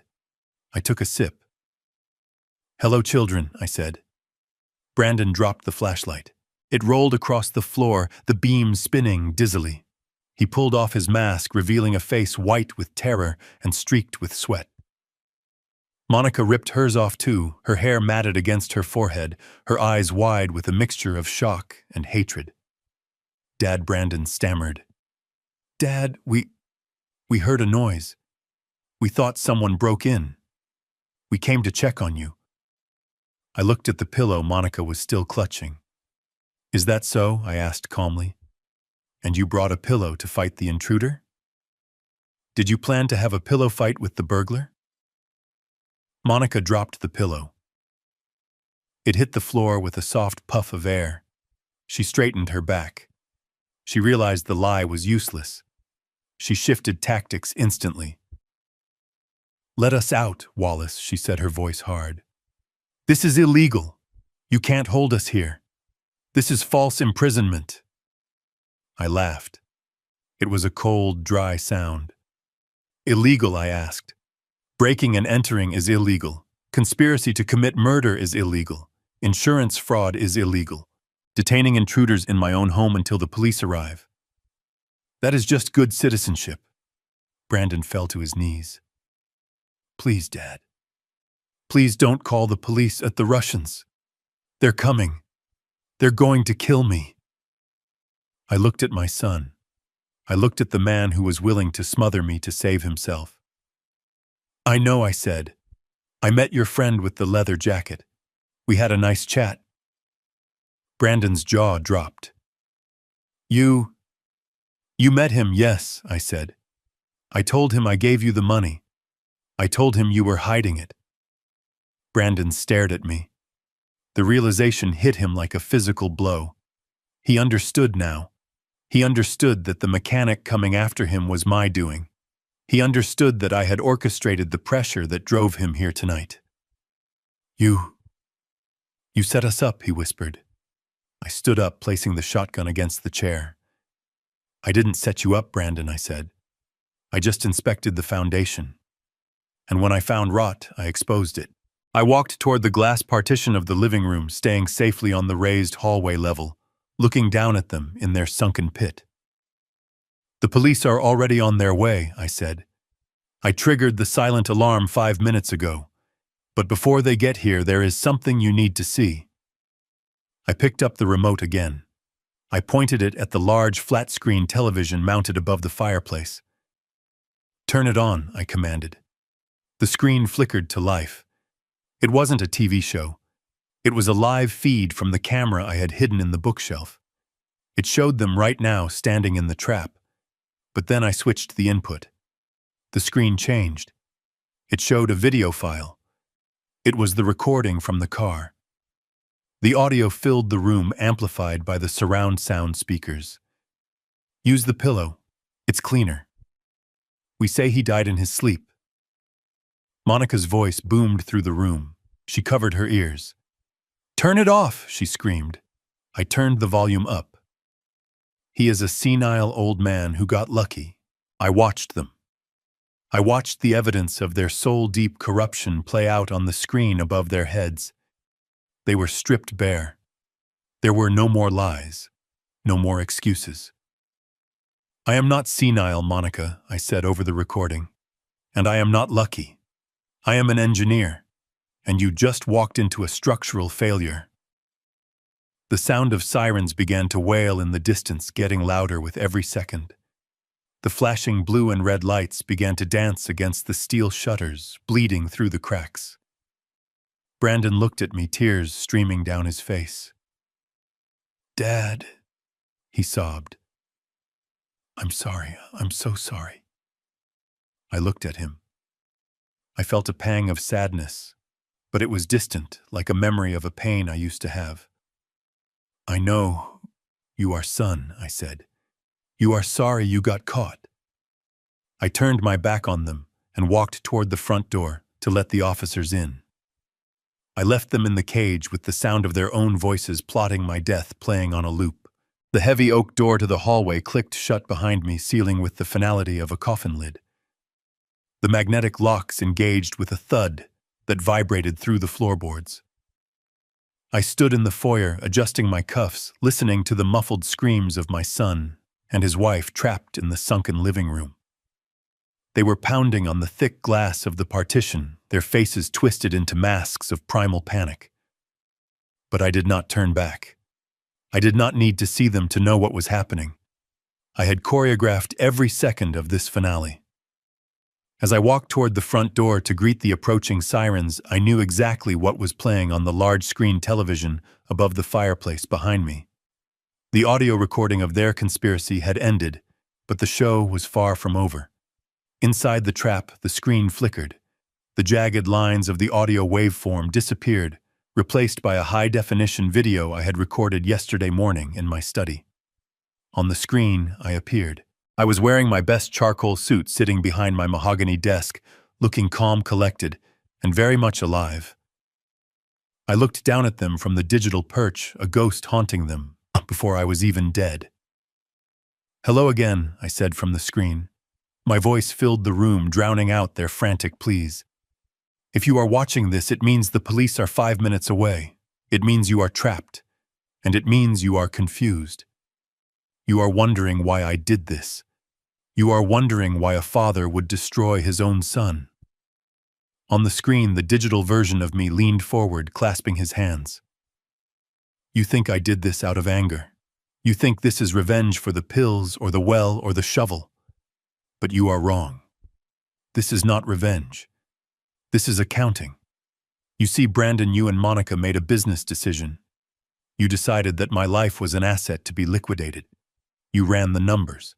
You calculated the value of the house, the value of the insurance, and you weighed it against the value of my breath. And you decided I was worth more dead. The image on the screen changed. It cut to a document. It was a high-resolution scan of the deed to the house. You wanted this, I narrated. The video zoomed in on the legal description of the property. 424 Oak Lane, 3 acres, Victorian construction, market value $3.2 million. This was your holy grail. This was the solution to your gambling debts, your lifestyle, your greed. You were willing to impale me on steel spikes to get this piece of paper. Brandon and Monica, huddled together in the center of the room, stopped screaming. They stared at the screen, mesmerized by the image of the prize they had killed for. But there is a rule in engineering, I continued. Always check the foundation before you build. You checked the market value, but you didn't check the ownership. The image on the screen changed again. It was a letter. It was stamped with the official seal of the Washington State Department of Transportation. The header was bold, an undeniable notice of eminent domain. I let the image linger there for 10 seconds. I wanted them to read every word. I wanted it to burn into their retinas. You see, I said, my voice dropping to a conversational tone. The government is widening the highway. They needed this land. They approached me 6 months ago. They didn't ask if I wanted to sell. They told me they were taking it. That is what eminent domain means, Brandon. It means the state takes what it needs. The video cut back to me sitting at my desk. I held up a check. It was a government check, green and utilitarian. They paid me, I said. $3.2 million. The deal closed 4 months ago. The money was deposited. The title was transferred. For the last 4 months, I haven't been the owner of this house. I have been a tenant. I signed a temporary occupancy agreement, allowing me to stay until January 1st. Do you know what happens on January 2nd? I paused for effect. Bulldozers, I said. This house, this beautiful structure, this cage you are standing in right now is scheduled for demolition in 3 weeks. It is going to be a pile of rubble. It is dust. I watched the realization hit them. I couldn't see it with my own eyes anymore, but I knew it was happening. I knew Monica's legs were giving out. I knew Brandon was gasping for air. The house they had tried to kill for didn't exist. They had committed attempted murder for a phantom. And the money I asked from the screen. I know that is what you are thinking. The $3 million is still in the bank, right? I am your heir. I still get the cash. I shook my head slowly on the video. I knew you were coming, I said. I knew you were wolves. So I made a donation. The screen flashed to a receipt. It was a transfer confirmation from my bank. The recipient was listed clearly, the Veterans of Foreign Wars and the St. Francis Animal Sanctuary. The amount was $3,200,000. Balance remaining in my account, $4,000. Enough for a funeral, but not enough to pay a Russian loan shark. I gave it all away, I said. Yesterday. While you were buying rebar at Home Depot. I was wiring my fortune to people who actually have honor. I would rather see that money buy dog food and prosthetic limbs than see it pay for your BMW. The digital Wallace leaned back in his chair. So here is the math, Brandon. You owe $500,000 to the mafia. You are going to prison for attempted murder, which carries a sentence of 20 years. You have no house. You have no inheritance. You have no insurance payout. You have nothing. You destroyed your soul for absolutely zero return on investment. The video ended. The screen went black for a second, then displayed a single live feed from the camera in the room. It showed them standing in the wreckage of their lives. Brandon was on the floor, curled into a fetal ball, sobbing. Monica was staring at the blank screen, her mouth open, her eyes empty. She looked like a statue of greed that had cracked down the middle. Outside, the blue lights of the police cruisers swept across the front lawn, illuminating the rain. I opened the front door. The cold air hit my face clean and sharp. A police officer came running up the steps, his hand on his holster. "Mr. King," he shouted. "We got a silent alarm. Are you okay?" I looked at him. I looked back at the house that was already government property. "I am fine, officer," I said, "but I think there are some intruders in my living room. They seem to be having a breakdown." I stepped aside to let the law do its work. I had demolished the structure. Now it was time to clear the debris. The uniformed officers moved into the living room with the efficiency of a demolition crew. There was no resistance, only the pathetic, wet sobbing of two people whose world had just evaporated. I watched from the hallway as Brandon was pulled to his feet. He looked small. The arrogance that had allowed him to plot his own father's murder had vanished, leaving behind a terrified child in a man's body. He looked up at me as they cuffed his hands behind his back. His lips moved, forming the word, "Dad," but no sound came out. I did not look away, but I did not step forward. I stood still, a statue of grief and justice, witnessing the collapse of the structure I had built, but failed to reinforce. Monica was different. As the female officer escorted her out, she didn't look at me. She stared straight ahead, her face a mask of cold fury. She wasn't sorry she had tried to kill me. She was sorry she had failed. As she passed me, the scent of her expensive perfume mixed with the smell of damp wool and fear. It was the scent of corruption leaving my house for the last time. The flashing lights faded into the night, taking the noise and the tragedy with them. I was left alone in the silence of a house that was no longer a home but merely a building waiting for the end. 2 weeks later, the sky was a brilliant, sharp blue. I sat on a folding chair on the sidewalk across the street.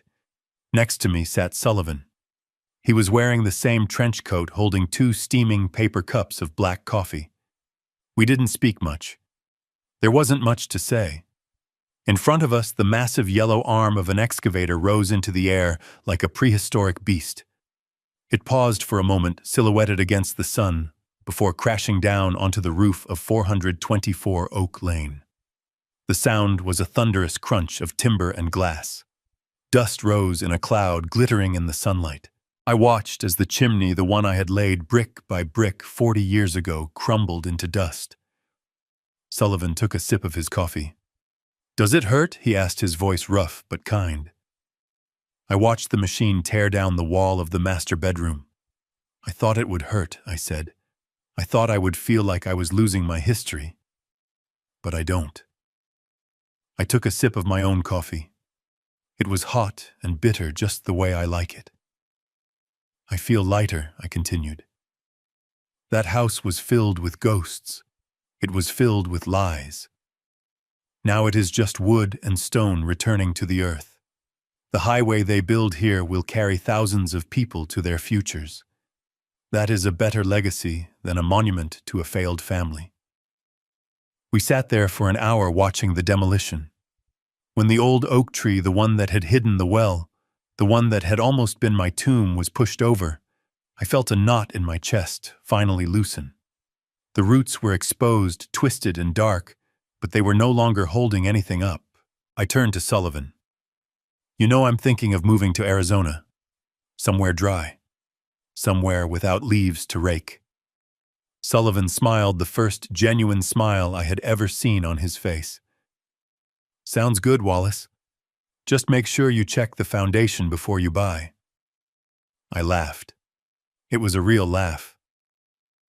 "I will," I said. "I always do." I finished my coffee and crumpled the cup. The house was gone. The past was buried. And for the first time in a long time, the road ahead was wide open. I used to believe that family was the one structure that could never fail, a sanctuary immune to the erosion of the world. I was wrong. I learned that loyalty is not inherited through blood. It is earned through character. My son taught me that the most dangerous enemies are often the ones sleeping under your own roof. It is an agonizing thing to dismantle the life you built for your children. But I realized that a foundation built on greed will always collapse eventually. I chose to survive. I chose to clear the debris of a toxic love.